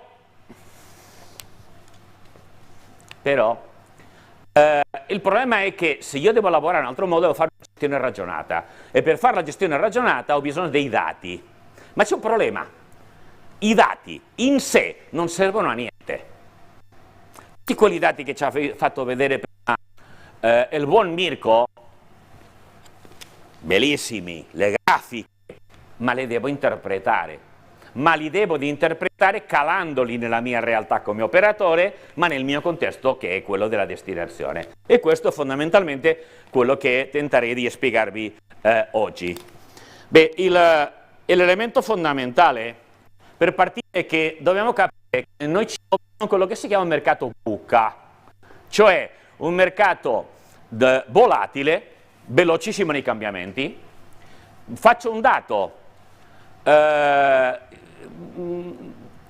Il 2023 potrebbe andare benissimo per la Galura e per la Costa Smeralda, così come si sta organizzando, ma immaginiamo che il signor Bolotea, il signor Siete si arrabbia con Lussemburgo e dice: sai cosa c'è di nuovo? Ti tolgo tutta la programmazione, pertanto è volatile e questo voi non potete controllarlo. È un mercato incerto, un mercato dove è difficilissimo fare delle previsioni, ma soprattutto un mercato molto molto complesso, cioè che fa che noi come operatori dobbiamo andare, come vedete con questa immagine, con gli occhiali di sole ma rotti, cioè vai a guidare la macchina con gli occhiali rotti, dove c'è una costante difficoltà a capire, dove è molto difficile prevedere e dove è fondamentalmente rischioso prendere decisioni. Ma il problema è che come si presenta nei prossimi 5 anni lo scenario per gli operatori turistici? È quello che si chiama lo scenario Bain, cioè fragile, dove è molto facile sbagliare. Abbiamo una situazione di ansia, l'operatore turistico è ansioso, cioè non sai come andrai a finire, stai sempre con l'ansia. Ok?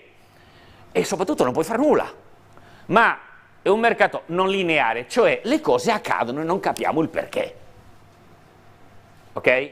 Sa questo anno che apparentemente doveva essere complicato, andato da Dio, ma nessuno ha capito il perché. Ma soprattutto è un mercato assolutamente incomprensibile. Allora, che cosa dobbiamo fare noi come operatori? Dobbiamo abituarci a lavorare, come vediamo qua, a passare dall'incertezza a muoverci nel caos. Ma per muoverci nel caos abbiamo bisogno di avere dati che più o meno ci dicano dove dobbiamo di andare. Allora, qual è la risposta? Beh, la risposta io ne ho due scelte. La risposta metodo macro, quella tradizionale, quella di analizzare i dati che ci ha fatto vedere Orofino, cioè le arrivi, le presenze del 2021-22. Ve lo dico già subito, io non faccio nessuna strategia guardandomi i dati dell'anno scorso, non mi servono a niente, ok? Perché sono dati eccessivamente generici, e dico anche onestamente, voi siete uno dei pochi osservatori, lo vedrete dopo, che i dati ci siete ancora abbastanza vicini, cioè arrivate abbastanza on time. Ma sono dati generici, dati molto parziali, ma soprattutto che non è in real time, e soprattutto è poco affidabile, ok? Ma devo ragionare sul metodo micro. Il metodo micro è diciamo, una logica nella quale mi permette di ottenere informazioni per adattare la mia proposta alla domanda del mercato. Devo di andare a capire qual è il trend della domanda, devo di capire qual è il comportamento della domanda, i prodotti che il cliente più cerca, soprattutto il livello di interesse della domanda, cioè dati che mi fanno capire cosa sta accadendo oggi, ma cosa posso interpretare che accadrà domani. Perché un cliente che già è nella mia struttura, nella mia destinazione, già è acquisito, e il mio lavoro è acquisirne altri per il domani. Lo quale vuole dire che arriviamo a una situazione molto molto importante. Come dobbiamo ragionare? Dobbiamo passare dai dati, operatori turistici, dobbiamo passare da una logica, ad una forma mentis, di utilizzare i dati statistici, a un modello o a un sistema di conoscenza turistica, di intelligence, che è tutto questo processo che vedete qua. Qui vedete i dati che sono macro, che servivano, questi sono quelli che servono in questo momento, cioè da un sistema basato nella statistica a un sistema fondato o basato nella informazione e nell'analisi, e questo si chiama Tourism Intelligence. Detto questo, Lucio sempre mi dà lo sgradevole compito di andare a vedere cosa fanno i competitor, e sulla questione dei dati già normalmente mi viene sempre lo sconforto, ok? Sui dati mi sono tagliato le vene, perché se vado a guardare cosa c'è nella web, questo è di sabato, nella web dell'Istat, la fonte ufficiale dei dati, non si vede bene, ma abbiamo il movimento turistico Italia, ok? Settembre 2021, ok? Fatto lo stesso, mi sono andato a guardare lo stesso soggetto che gestisce in Spagna e mi dice visitatori internazionali agosto 2022. Vado a guardarmi i francesi e mi trovo tourist arrivals, la frequentazione turistica, cioè settembre. Mi vado a guardare quelli della Croazia, che è un nostro competitor, e mi trovo già tutti i dati di agosto 2022. Cioè, non posso funzionare con l'informazione statistica, perché non ha nessun senso. Cioè, siamo con 1 anno e mezzo di ritardo, e il mondo è cambiato. Allora, partendo da questa situazione, quali sono i dati che mi interessano? E qui, in qualche maniera, ho deciso di fare una operazione, diciamo, come dire, di vedere a cosa servono i dati, che cosa utilizzo io, qual è la mia cassetta delle attrezzi, ok? Perché i dati servono fondamentalmente per assicurare la mia competitività e la mia attrattività, ma su questo devo avere una cosa molto chiara, devo di andare a guardare i miei competitor. Pertanto, a cosa servono i dati? Per una destinazione, ma anche per operatori turistici? A questo, a pianificare, a predire, in conseguenza capirò bene che cosa e come devo promuovere e dove, importante, e a che tipo di cliente, ma soprattutto mi servono i dati per gestire i flussi, che sono i dati che ci ha raccontato in qualche maniera Mirko. Ma per me i più importanti non sono il sentiment, e il più importante è tutto quello che viene a monte. Io oggi devo di capire dove deve di andare la Sardegna a comunicare, a promuovere, e qui non mi funziona il nasometro. E quali sono i dati? O sea, io devo cominciare a ragionare che tutti questi dati mi servono per personalizzare il prodotto, la mia proposta, sia come destinazione che come operatore, al mercato.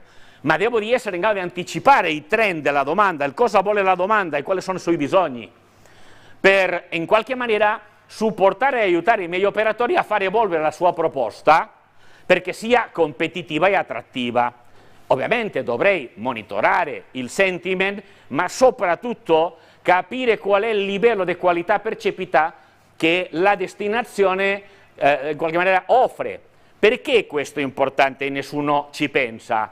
Per una cosa che si chiama il valore, cioè il destination revenue. Il mercato, dolente o nolente, ormai non siamo noi a decidere che il mio prezzo è questo, è il mercato.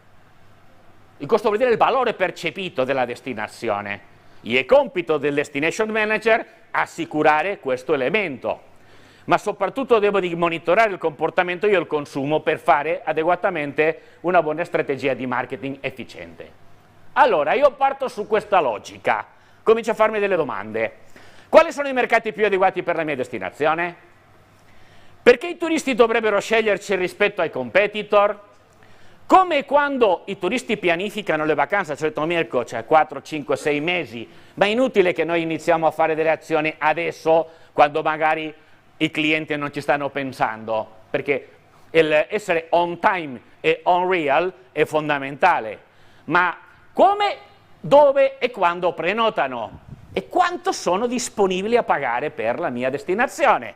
Perché questo mi farà evitare il fatto di prevedere dei prezzi che dopo il mercato non è disponibile, o magari sbagliare e guadagnare o avere una migliore redditività.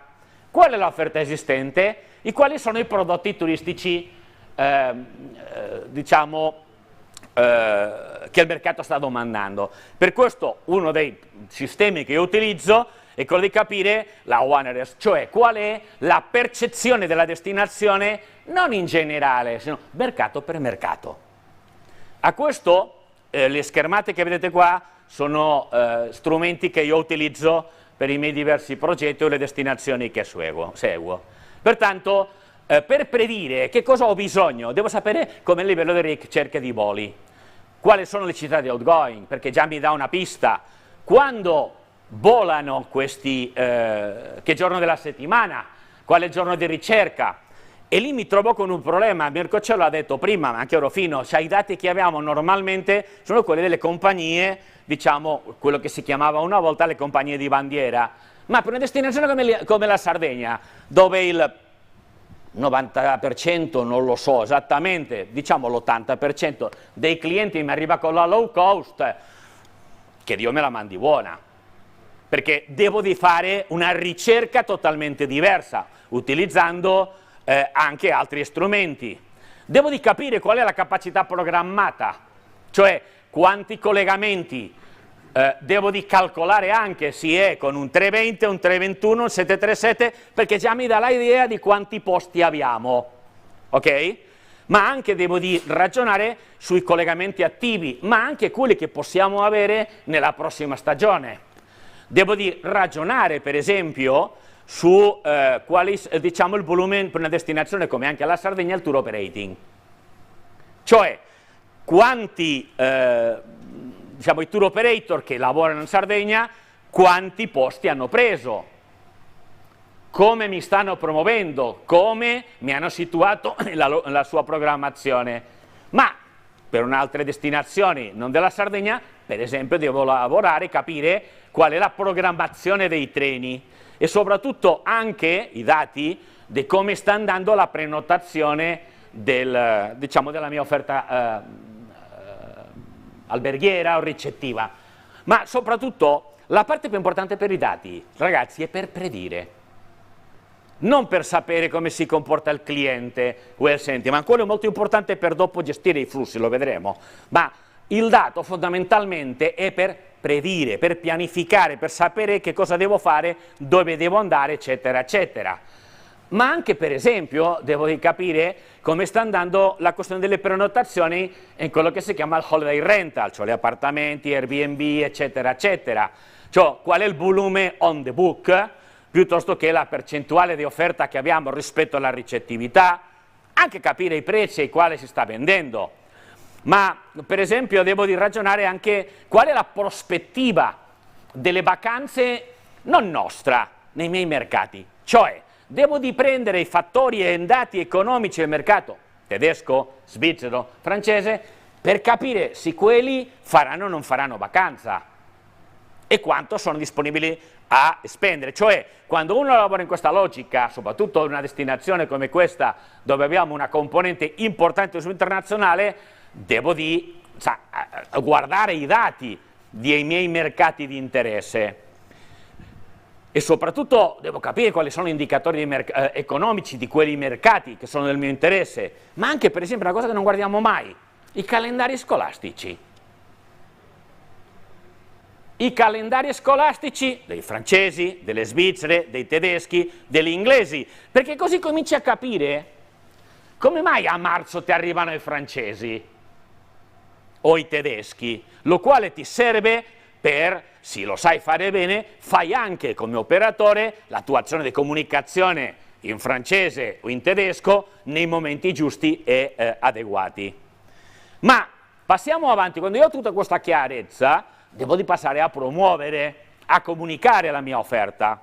E come faccio questo? Beh, devo identificare i mercati, devo di capire per esempio l'indice di stagionalità dei mercati outgoing che a me mi interessano, come vendono le OTA, tour operating, diretto, eccetera, eccetera. Devo di capire l'interesse per i diversi prodotti, anche per capire come devo di presentare la mia proposta al mercato.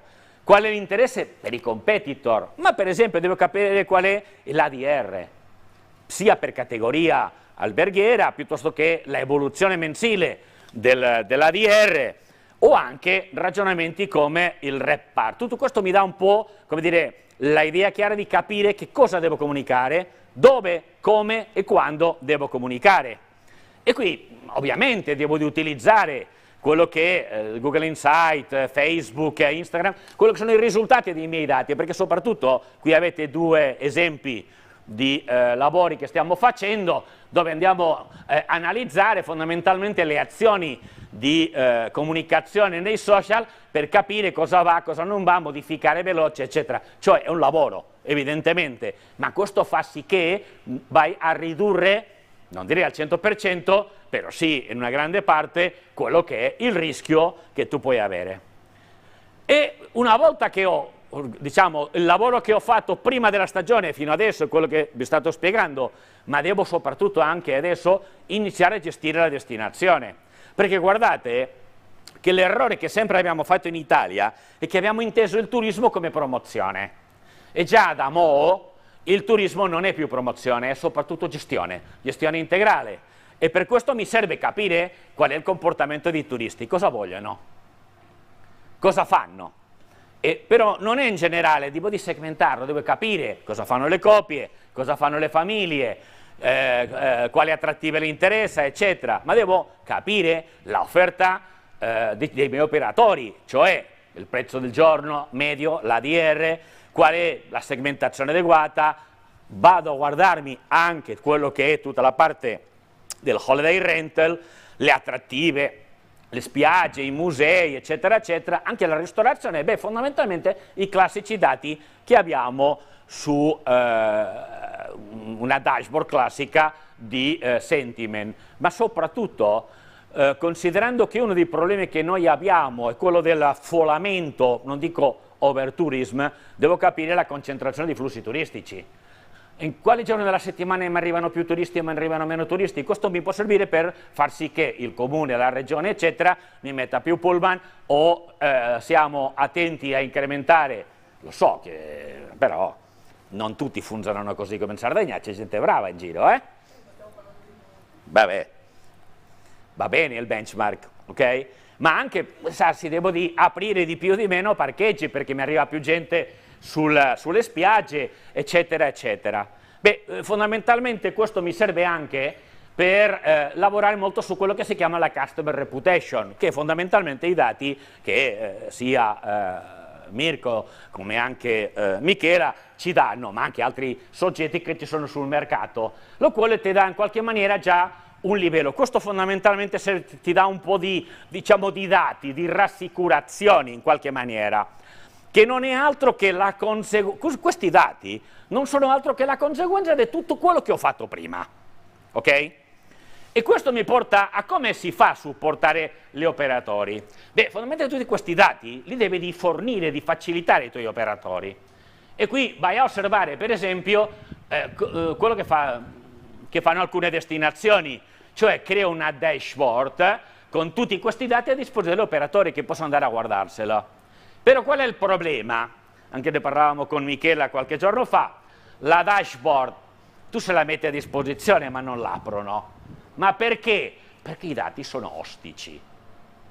Perché i dati devi di saperli sfruttare, devi saperli leggerli, ma non è che li devi leggerli con la tua prospettiva, sino che devi leggerlo con la prospettiva del tuo cliente. In conseguenza, quello che puoi fare come destinazione anche è fornire informazione costantemente all'operatore, cioè costruire degli insights. Diciamo che dobbiamo far facile ai nostri operatori turistici capire che cosa gli stiamo dicendo, in modo che lo interpretino e lo utilizzino adeguatamente per pianificare, per predire la sua attività turistica e soprattutto economica. Io mi fermo qua, se ci sono delle domande ovviamente sono a disposizione e vi ringrazio. Grazie Joseph e Jark, ti direi di sederti al tavolo e chiamerei il nostro insopportabile, cioè Gianluigi Tidia, impresentabile, che gestirà questa sessione di domande e risposte, quindi chiederei a Piero Rufino e Mirko Lalli di accomodarsi al tavolo, abbiamo un po' di domande per voi. Mentre Gianluigi arriva, visto che vedo in seconda fila il professor Morandi, ne approfitterei subito per chiedergli un commento, una domanda. Cosa ti viene in mente, Francesco? Abbiamo solo il microfono fisso.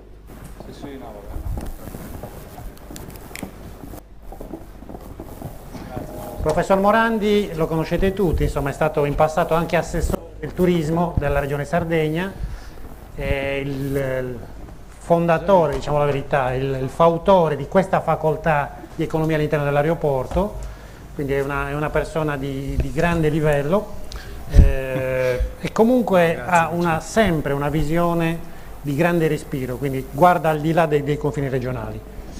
Francesco. No, l'unica cosa che mi viene da dire è che quando ho visto il programma del Call to Action di quest'anno sono rimasto stupefatto, perché parlare di dati tra non addetti ai lavori è sempre un po' impressionante, e io invece credo che sia la sfida del presente, neanche del futuro. Quello che già dal 2014 abbiamo provato a fare con grande fatica io e Antonio durante l'esperienza regionale, che ci è riuscito soltanto in parte. Abbiamo fatto un po' di esperimenti, un po' di carottaggio, avevamo aperto il SIRE da tutti, però quello che ci aveva più colpito è che una volta che si mette a disposizione lo strumento, poi c'era una serie di complessità da gestire molto complicate. Ne parlavo poi informalmente con Lucio, ma la faccio breve. Tanto bisogna capire che dati ci servono veramente. Qui abbiamo già cominciato a mettere a fuoco alcune cose rilevanti. Invece rispetto al sistema regionale avevamo riscontrato delle criticità incredibili. Qualità del dato, lo è stato ricordato con grande chiarezza, completezza del dato, che è un altro tema fondamentale, e poi addirittura la gestione del dato, che era diventata molto complicata. In realtà credo che abbiamo capito stamattina, poi ho finito, e l'impressione che io ho avuto, che condivido con voi, poi non so se siete d'accordo, che non è tanto, cioè diciamo, tutto quello su cui abbiamo lavorato in passato era creare degli strumenti a disposizione degli operatori, delle pubbliche amministrazioni, di chi è interessato a occuparsi di questioni di turismo, di chi vuole fare mercato. Penso soprattutto alle imprese. Oggi quello che credo invece che sia il passo definitivo da fare, o che sarebbe il passo definitivo da fare, è acquisire il dato e avere la capacità di restituire il dato utile in dipendenza delle funzioni che si esercitano. Non tutti i dati sono utili per la pubblica amministrazione, non tutti gli stessi dati sono utili per le imprese, non tutti i dati sono utili per l'università. Sembra banale da dire, ma in realtà non è così, perché se anche noi soltanto apriamo piattaforma e mettiamo a disposizione migliaia di dati, qualcuno dice che addirittura i dati sono troppi e quindi già la gestione di tutti questi flussi di dati diventa complicata. Pensate agli operatori che tutti i giorni devono fare i conti con l'organizzazione aziendale, con i clienti. e a cui il dato in realtà sfugge. Quindi secondo me l'ultimo step sarebbe, una volta che abbiamo strutturato il sistema, l'abbiamo sedimentato e abbiamo acquisito gli strumenti, sarebbe avere la capacità di restituire quello che interessa a chi è interessato a cosa.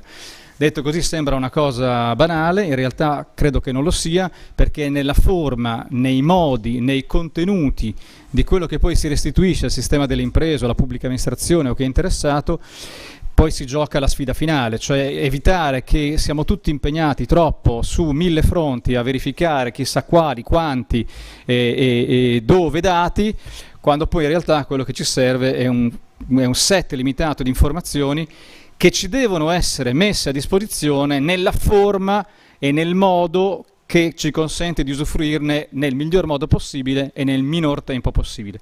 Quindi credo che abbiamo da affrontare anzitutto la prima sfida, cioè come, cosa, quanto raccogliere e per che cosa.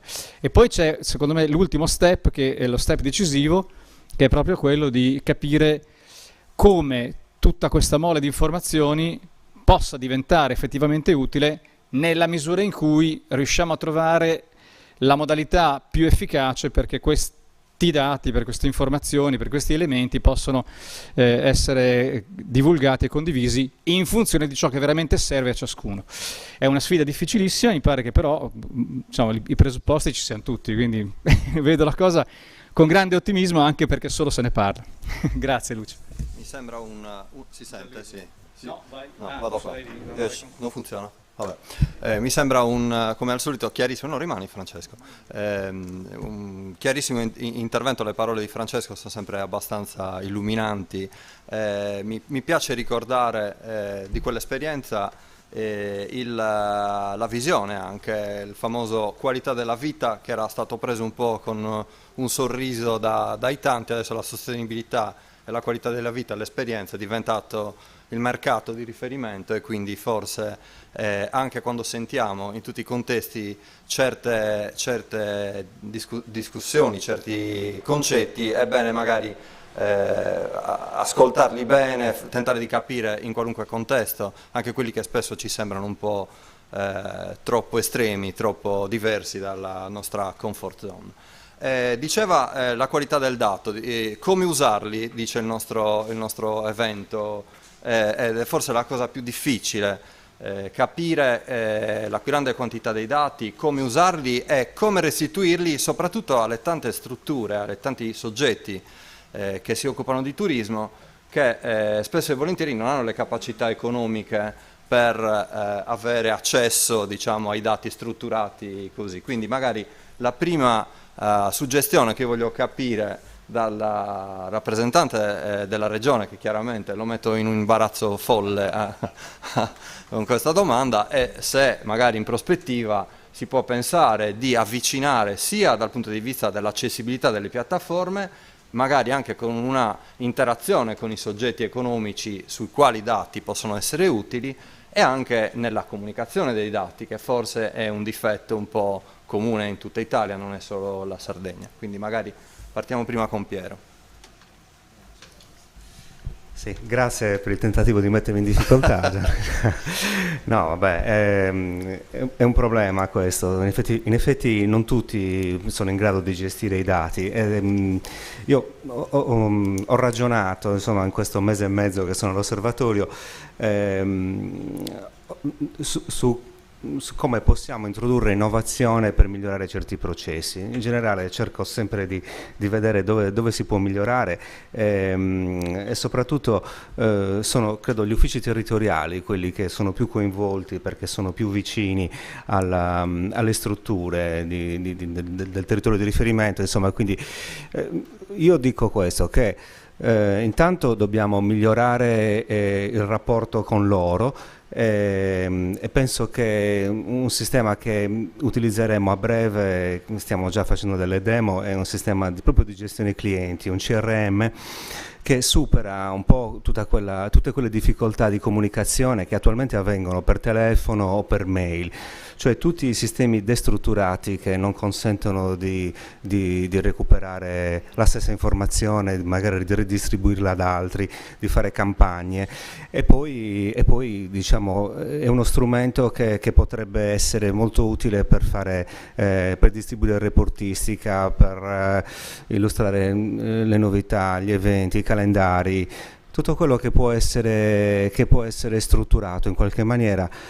Noi dobbiamo utilizzare un sistema adatto a gestire centinaia di strutture che in questo momento fanno riferimento a un gruppo di persone molto ristretto che naturalmente non riesce a fare questo tipo di lavoro con i sistemi tradizionali. Ok, mi sembra un'ottima risposta, anche se chiaramente io credo che ci voglia proprio un'interazione tra chi gestisce il turismo a livello di governance e chi poi lo fa, diciamo, nella concretezza delle azioni imprenditoriali. E questo manca probabilmente, tanto è che soprattutto con l'esplosione anche dell'extraalberghiero abbiamo dei soggetti minimi che hanno necessità di leggere i dati, ma anche di diciamo, creare quelle attese di dato per fare in modo che appunto si possano attivare tutte quelle azioni che ha spiegato anche Joseph molto bene prima, nel processo poi dall'ispirazione al viaggio, all'acquisto, all'esperienza di viaggio, al post viaggio. E su questo volevo chiedere a Mirko, questa grande quantità di dati che abbiamo a disposizione ci porta in sostanza a tentare di indicizzare tutto, cioè cataloghiamo tutto, però poi alla fine trovare cosa ci serva veramente, quanto è difficile anche, cioè quanto è importante arrivare a trovare dei dati che poi servano veramente, perché come usarli va bene, ma a cosa servono poi questi dati se non di supporto alle destinazioni o addirittura agli imprenditori singoli? Quanto diciamo è una distorsione anche troppo. No, allora, infatti una delle cose che ha detto Joseph prima era i dati sono troppi, no? Troppi dati è difficile, troppi dati è come avere nessun dato.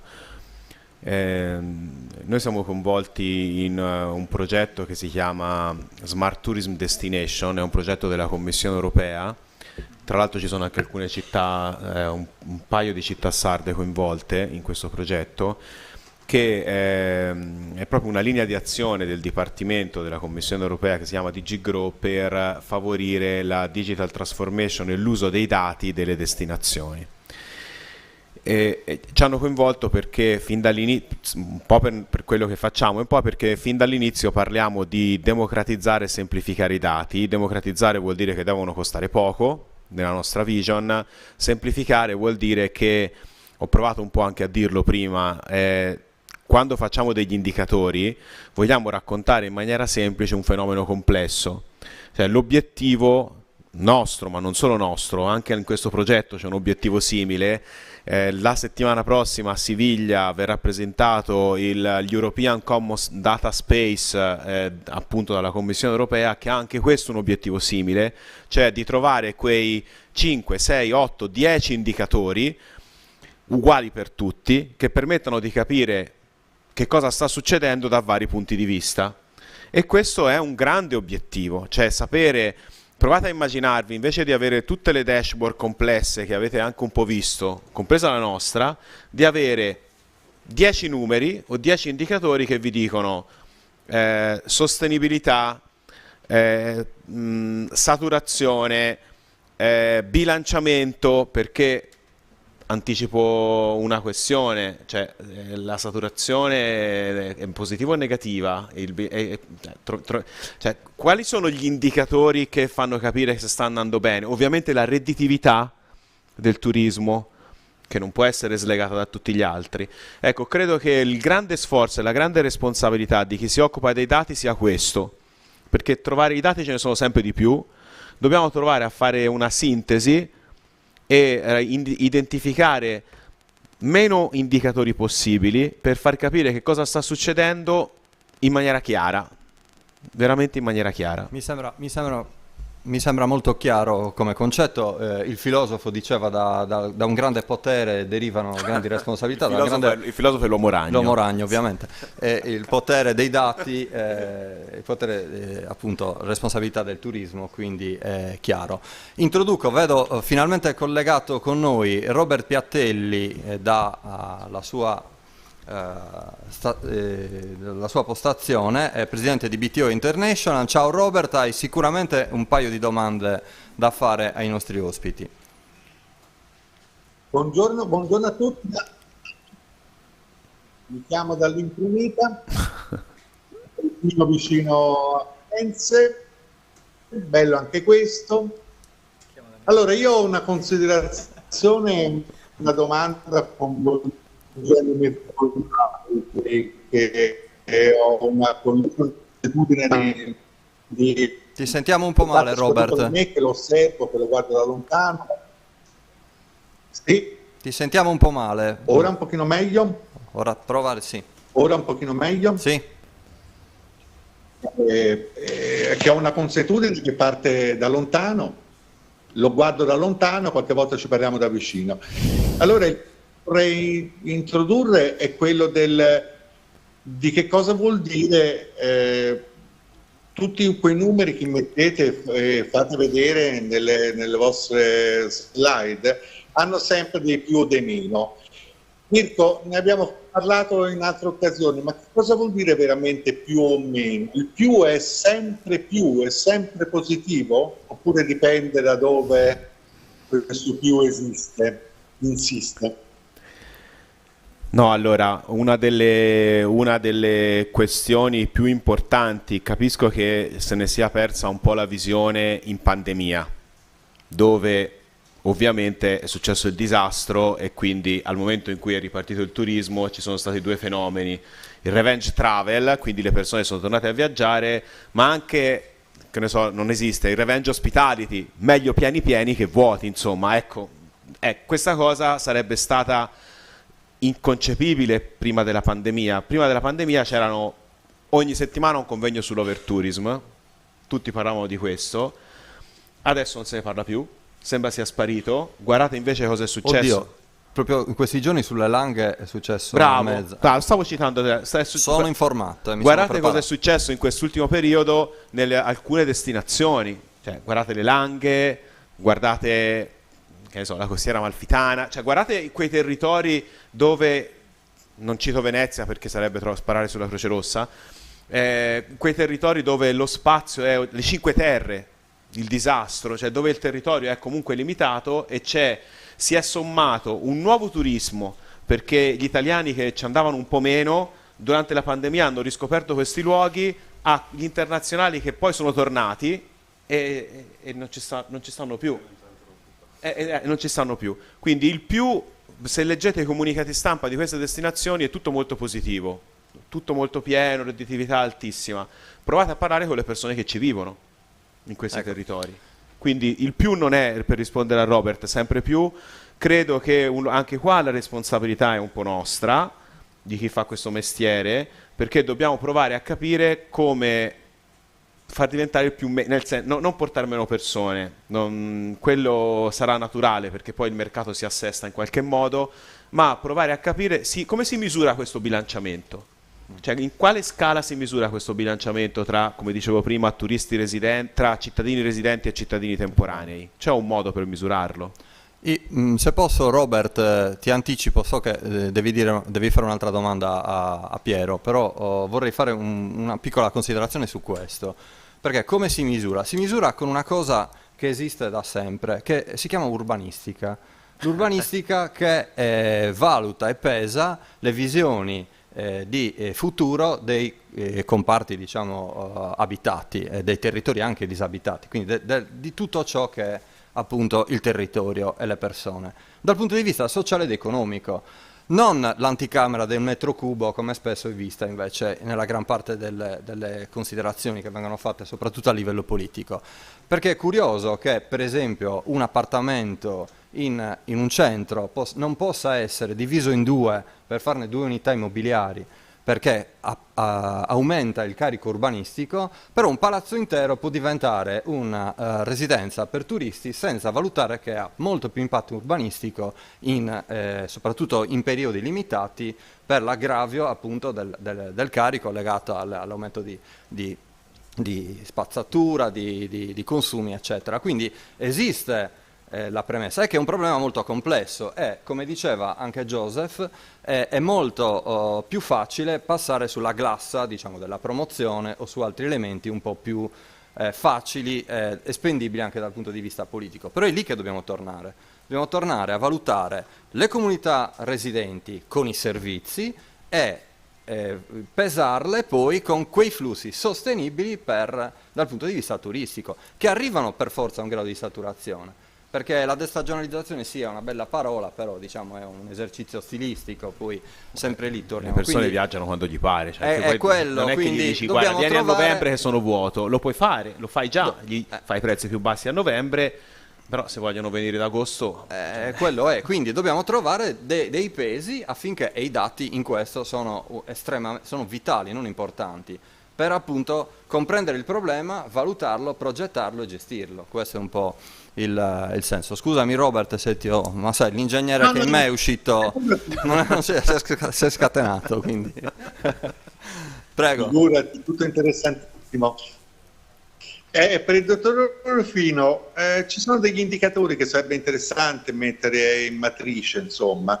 Ad esempio questo valore economico che il turismo porta, perché questo valore del PIL turistico, poi porta quanta, ad esempio, capacità di creare nuove imprese, autoimprenditorialità, giovani, start-up, capacità che ha, sto parlando a voi che siete un'isola in cui la tentazione magari è di trovare nuove occasioni per andare in continente o all'estero a lavorare, perché le occasioni sono in un'economia turistica che, guardate, se voi mettete Joseph, tu hai un'esperienza anche su Amalfi e quindi sai che si è rotto un patto sociale tra chi lavora e l'imprenditore, nel senso che tutte le cose non andavano benissimo, per cui c'è molta naspi, c'è molta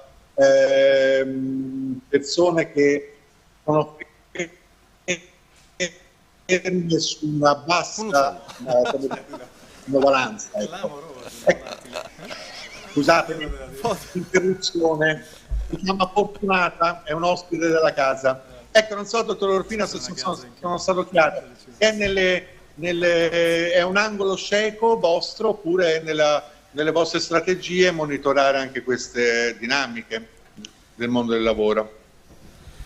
Allora, in Sardegna la percentuale di PIL dovuta al turismo è tra il 7 e l'8%. Le iniziative che l'assessorato ha intrapreso negli anni scorsi, diciamo anche 20 anni fa, di promuovere l'imprenditoria legata al turismo, purtroppo io dico questo: non si può nascere imprenditori se non si ha già un trascorso, non puoi dare diciamo finanziare, come è stato fatto per esempio con la legge 28, delle attività a cooperative giovanili di persone che non sanno niente di come si fa impresa. Infatti i risultati di quegli investimenti sono drammatici. Oggi io nell'altro servizio che si chiama programmazione e finanziamenti alle imprese gestisco una quantità esagerata di contenzioso. Stiamo facendo recuperi di imprese che hanno fallito l'investimento e che devono restituire i soldi alla regione e alle banche. Quindi certo c'è la volontà di favorire, ma oggi quello che si fa non è favorire il rischio di impresa, mettiamola così. Quello che si fa è agevolare chi è già imprenditore e che vuole investire. Allora a quel punto si danno delle agevolazioni, si recupera una parte del capitale investito, si lavora per abbattere gli interessi, si lavora sui leasing, Però non ci si inventa imprenditori, questo è molto molto rischioso. E quindi è questo un po' il messaggio che le vorrei dare. Molto bene, a parte l'intervallo dell'uccello, che spero non sia del malaugurio, Robert, di questi tempi, sai, il turismo si sta riprendendo, ci manca solo quello. Ok, una domanda per Joseph. Ecco. Una domanda per Joseph, poi ho visto delle mani alzate e diamo il microfono a qualche domanda dalla platea. La Spagna, sei vagamente sai qualcosa della Spagna, dato che tante cose sono parecchio avanti all'Italia, qualche informazione su come dividono i dati, come usano i dati in Spagna, per guardare quelli bravi? Sì, scusa.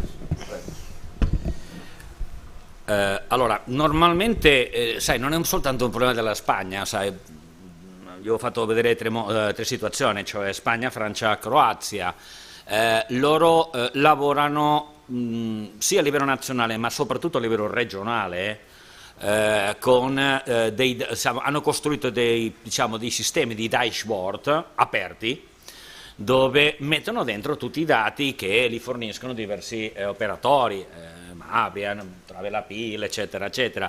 Pertanto sono aperti e scusate, gli imprenditori vanno lì. Vi ho fatto vedere un dashboard, la penultima mi sembra ricordare, che è un caso concreto di uno dei miei progetti con i quali sto lavorando, che è la Costa del Sol, dove c'è una dashboard open, va all'operatore se non c'è un tipo di problema e li trovi, se non ricordo male, dobbiamo stare più o meno su una quarantina di dati diversi, arrivi, presenze, crocieriste, eccetera, tutto on time reale, anche dati di sentiment costanti. Pertanto, vuol dirti, non ti dico che è facile fare l'operatore turistico in Spagna, ovviamente non si può dire, ma è molto più facile, è agevolato perché hai tantissima informazione a disposizione e soprattutto, questo è molto importante, hai in quasi tutti i casi, almeno che io sappia, a disposizione il data scientist, come avete detto voi, diciamo della regione o dell'agenzia turistica locale, che ti aiuta a interpretare e a capire i dati, cioè ti fa il lavoro su misura. Questo è un po' il ragionamento.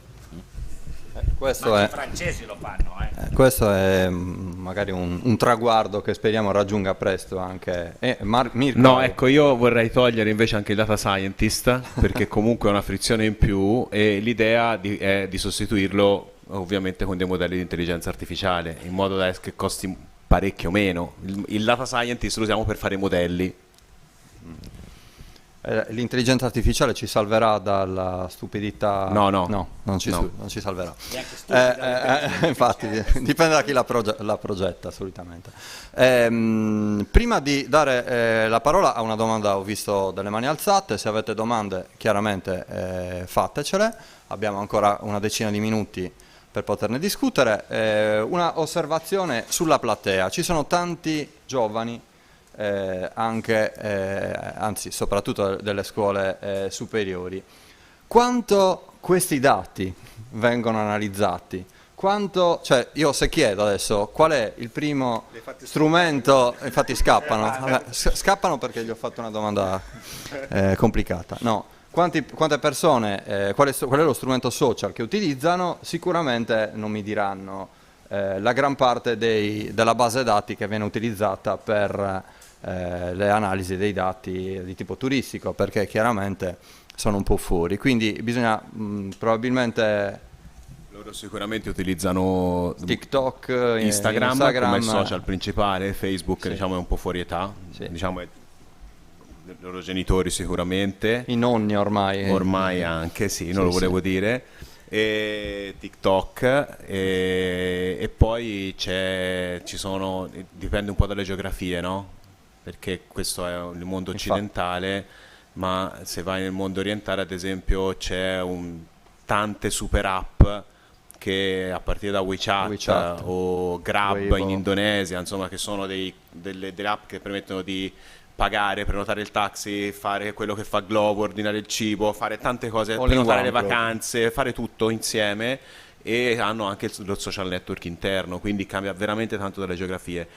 L'idea è comunque piano piano, come hai integrato alcuni canali, integri anche quelli. Ok.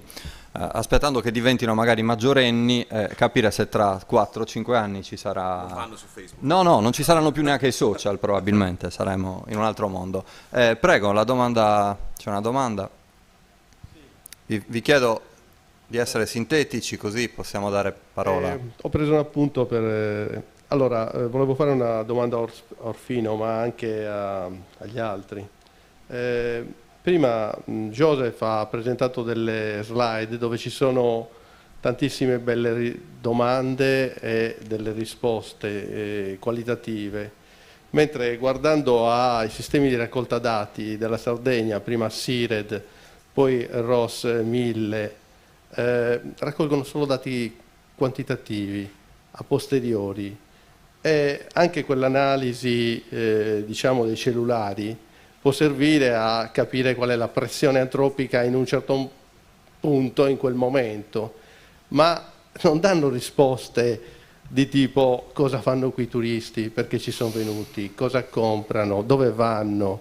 Cioè tutte queste basi dati per avere questo tipo di risposte che ci illumina per il futuro, cosa dobbiamo fare, diciamo, per migliorare questa vacanza, questo rapporto con la Sardegna, tutte queste cose mi sembra che non esistano, e se esistono, ditemi dove sono.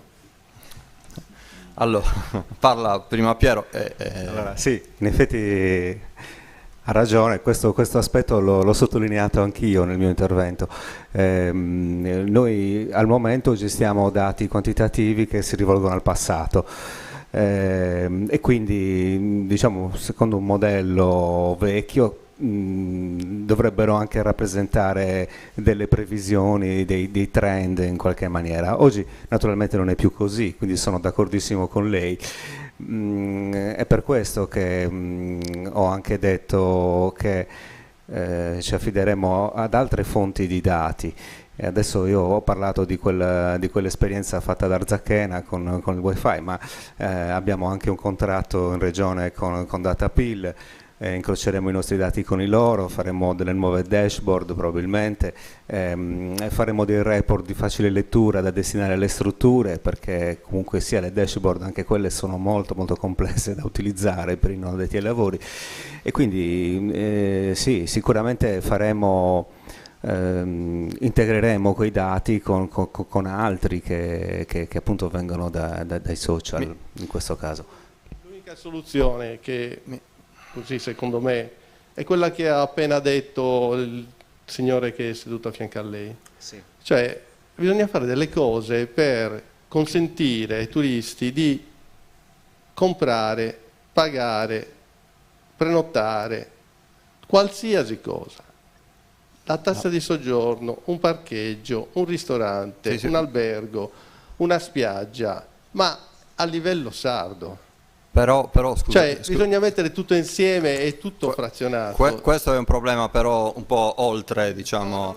No, però è un sistema che ti può dare, questo è l'unico sistema che ti può dare delle risposte per tracciare dei flussi, perché qui ancora ci confondiamo chi arriva, se è un sardo o se è un turista. No, vabbè, questo non lo confondiamo, al limite l'interpretazione del dato. No, però io non vorrei aver dato l'impressione di favorire in qualche modo il portalone di prenotazione.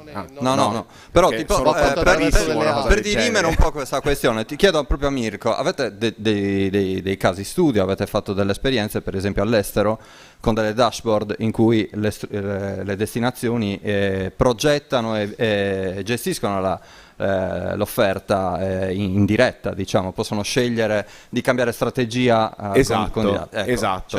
illustri così. Guardate, vi racconto un caso molto... Quest'idea, quando ho fondato questa società, nasce non così, dal niente. Io sono stato per alcuni anni quello che oggi si chiamerebbe... all'epoca era un mondo differente, no? Nel 2009, quando la regione Toscana lanciò la prima campagna digital al mondo, forse ti ricorderai, 20 milioni di euro su appunto una strategia coordinata digitale, e ci rendemmo conto di quanto le cose che facevamo sul digitale potevano impattare sulle performance reali. La Toscana fece per alcuni anni di seguito più 7, più 8, più 9% di turisti internazionali, alzando anche un po' la qualità, la frequenza di persone che tornavano, il tempo di soggiorno e così via. E questo ha portato una serie di importanti anche considerazioni. Quello che lei ha detto, cioè di avere un punto dove le persone prenotare tutto, è sacrosanto. Io non credo, però, normalmente faccio vedere, anche oggi non l'ho fatta vedere, faccio vedere una slide dove ci scrivo la sindrome dell'assessore al turismo, che normalmente quando una persona viene nominata assessore al turismo la seconda cosa che dice è faremo il portalone, il portale di prenotazione. E io credo che non funziona per tanti motivi. Non funziona perché ci sono degli operatori privati, Booking.com, Expedia e così via, che spendono 10,4 miliardi all'anno in promozione. Quindi il vostro portale che voi fate, che serve, che va fatto perché mette ordine, comunque non raggiungerà mai la possibilità di promozione di questi operatori, perché alzano leggermente la pressione sulle keyword legate alla Sardegna e vi uccidono. Quindi qualsiasi cosa voi fate in termini di marketing non è sufficiente. Quindi il portale di prenotazione non vi risolve i problemi in questa direzione, comunque serve e va fatto se risolve problemi di frizione. Quindi è un posto ordinato dove io posso trovare le esperienze, costruirmi il mio carrello, prenotare, capire cosa c'è, quindi è anche di identità, di presenza. Bravo, bravissimo. Non certifica la presenza della destinazione. No, e non certifica che è la ricetta per... Sì. Non la vende però. Ecco, non la vende, non la Okay. vende. Comunque poi va distribuito e vanno trovati degli accordi con gli operatori che comunque, volenti o nolenti, sono quelli che vi portano le persone. Ho volevo fare intervenire un secondo un ex assessore, ma non in qualità di ex assessore. No, stavamo commentando che quando sono diventato assessore ci siamo trovati 2 portaloni e quindi la prima operazione è stata fatta, vabbè, adesso cerchiamo di mettere un po' di ordine perché così non può funzionare, e quindi poi è stato ridotto a 1 e avevamo anche noi il nostro portalone, va bene. No, volevo invece rispondere sull'altra questione che riguarda la qualità del dato e i dati qualitativi. In realtà si possono ottenere dati qualitativi in molti modi. Io sono un appassionato di trend, quindi mi sono subito iscritto alla newsletter loro, mi guardo tutti i report, ne avrò per il 2022 avrò almeno 20-25 trend tra nazionali, internazionali e regionali. È la mia passione, prevedere il futuro, cosa che non riuscirò mai a fare, infatti la gestione è sempre fallimentare. Però sulla qualità invece abbiamo fatto un po' di operazioni in università, che è un po' il nostro mestiere. Io, Antonio e Gianfranco Fancello, Antonio Usagno e Gianfranco Fancello, abbiamo lavorato parecchio su dati qualitativi in passato, lo abbiamo fatto anche quest'anno. Per esempio abbiamo lavorato molto per il cluster della nautica a raccogliere dei dati quantitativi ma soprattutto qualitativi, facendo il mestiere che poi sanno fare gli analisti. Quindi esiste la possibilità di ottenere dati qualitativi in molti modi, loro lo fanno magistralmente e quindi io ogni tanto vado a googolare i report di Travel Appeal prima, adesso Data Appeal, gratis, io guardo, prendo solo quelli gratis.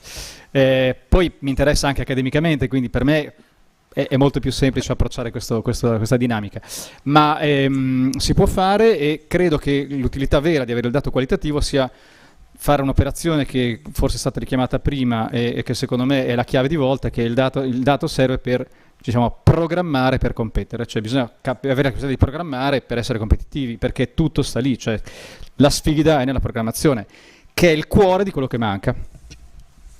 Io credo che sia questo il fulcro, cioè il problema è estremamente complesso, è estremamente articolato, il dato aiuta in tutto il percorso, quindi dall'analisi fino alla gestione anche del post vacanze, quindi è un cerchio proprio, continua a girare perché è un processo infinito di miglioramento, quindi è chiaro che la qualità in tutti questi aspetti è l'elemento principale. Io direi, se non ci sono altre domande, sì, c'è una domanda, un minuto, un secondo per arrivare col microfono e poi siamo quasi in chiusura. Salve, buongiorno.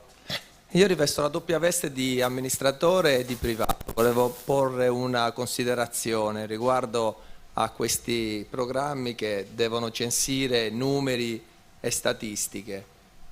La responsabile del procedimento che ho trovato io all'interno dell'ufficio comunale, quindi all'ufficio turistico, stava portando avanti un'idea di mettere in rete tutti gli uffici turistici. Ecco, tutti gli uffici turistici della Sardegna hanno già in sé dei dati che possono essere quelli delle lamentele o possono essere quelli che diceva prima il signore, appunto, che non riescono a essere censiti con le statistiche o del SIRED o con la tassa di soggiorno. Quindi per quanto riguarda il turismo esperienziale o un turismo che va a ricerca di certe prospettive, io credo che gli uffici turistici in questo senso siano un ottimo test. Hanno due valenze, una quella che è la prospettiva di creare anche delle nuove iniziative anche imprenditoriali, cioè da quello che il turista richiede poi si può fare un'analisi, e l'altra è un'altra considerazione riguardo al turismo, non quello della vacanza in sé, ma quello delle seconde case. Un turismo delle seconde case che è quello che prima di tutto si lamenta dei disservizi che ci sono all'interno del territorio, perché viene magari da 30 anni e constata che certi disservizi si protraggono nel tempo. Ecco, io chiedo che oltre alla creazione di portali vengano analizzate anche quelle che praticamente sul territorio ci siano già delle prospettive di analisi. Ecco. Io penso che possa rispondere magari Piero o uno più vicino, diciamo. Allora, ho ascoltato ma non ho capito la domanda. No, utilizzare, credo di aver capito... Considerazione la rete di stato di Infopoint. fatto del tessuto all'interno della regione Sardegna degli uffici turistici, che oltretutto non sono più a livello costiero ma ormai si stanno identificando anche a livello interno della Sardegna, che non gestiti direttamente dai comuni, ma ci sono le Proloco, i centri commerciali naturali, anche delle cooperative che le gestiscono anche gratuitamente. Ecco, se questi dati, dove vengono segnate le presenze quotidiane di chi si presenta all'ufficio turistico per chiedere informazioni o per dare una lamentela, se può essere un domani censito in questo caso. Sì, certo. Allora, diciamo, gli uffici pubblici che si occupano di turismo afferiscono, diciamo, alla regione, la provincia non ha più competenze, e poi ci sono i comuni. Io vedo anche dalle pratiche che passano dal SUAPE su diciamo, nuove strutture che vogliono aprire oppure modifiche, che spesso i comuni un po' si tirano indietro rispetto a esprimere dei pareri, a dare delle informazioni, non conoscono tanto bene la normativa. Quando vedono la parola turismo la passano direttamente alla regione. Questo è una criticità e sicuramente dobbiamo fare qualcosa anche noi rispetto alla comunicazione, capire come possiamo aiutarli invece a fare una parte del loro compito. Poi è chiaro, sì, serve i dati in parte ci sono, stiamo lavorando per integrarli con altri e dovremmo anche utilizzare, certo, gli uffici territoriali per fare questo tipo di informazione.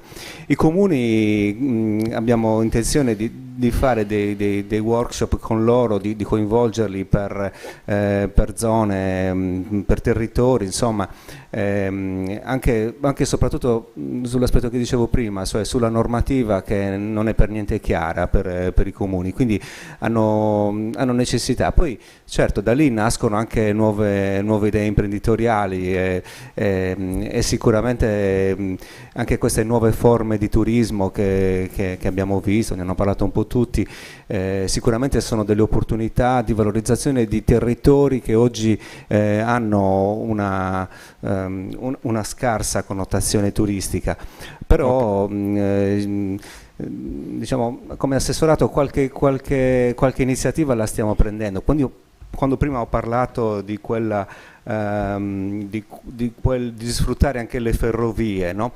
Lì in Francia quello vale 1,5 milioni di presenze tra contemplativo e invece quello attivo, cioè quelli che proprio fanno anche pedalano, diciamo, su questi ferrocicli. Lì sono state riconvertite delle stazioni abbandonate di queste nelle zone più rurali, quelle più interne.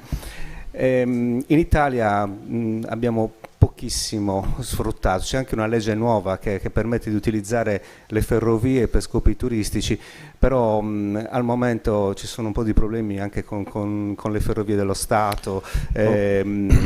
Ma credo che su questo, comunque fa parte di quelle iniziative che valorizzerebbero i territori rurali, quelli interni, che ci interessa di più portare avanti anche in un'ottica di allungare la stagione, anche sfruttando le nostre caratteristiche climatiche, ambientali. E quindi anche sarebbero delle opportunità di lavoro molto interessanti. Mi sembra abbastanza esaustiva come risposta. Il discorso dei comuni o comunque degli enti locali in generale è che bisogna poi reperire i dati, ma come? Abbiamo detto oggi vanno standardizzati, vanno omogenizzati, vanno recuperati e analizzati in una certa maniera, quindi forse il processo è laborioso. Esistono degli strumenti strategici, ce li abbiamo anche noi in regione, che magari potrebbero dare una mano per diciamo, creare la base sulla quale poi costruire tutto questo che ci siamo detti in questa mattinata. Io lascerei la parola a Robert per salutarci, ringrazio Mirko, Piero, Joseph e Francesco. Prego Robert, chiudi tu la mattinata. Io soltanto per un appuntamento, oggi pomeriggio alle 4:30 abbiamo Enit, e quindi che ci parlerà del loro ecosistema digitale e in particolarmente di quell'insieme di cose che stanno dentro questa scatola che è l'hub digitale loro, di cui il dottor Orfino c'è anche naturalmente tutte le prime fasi di questo percorso agile del TDH 022. E perfetto. Sarò con Elena Di Racco, che è la responsabile dell'osservatorio turistico. Perfetto, allora lasciamo la parola al padrone di casa Lucio Murru, che deve dare qualche informazione di servizio. Un'ultima domanda, Robert: ci sarà anche l'uccello di pomeriggio? Oppure... Non è escluso, non è escluso. Vediamo. Prego. Sono microfonato. Allora, grazie per la vostra pazienza. Devo stare qui. Grazie per la vostra pazienza. Ci vediamo alle 2:30 con una raccomandazione di servizio.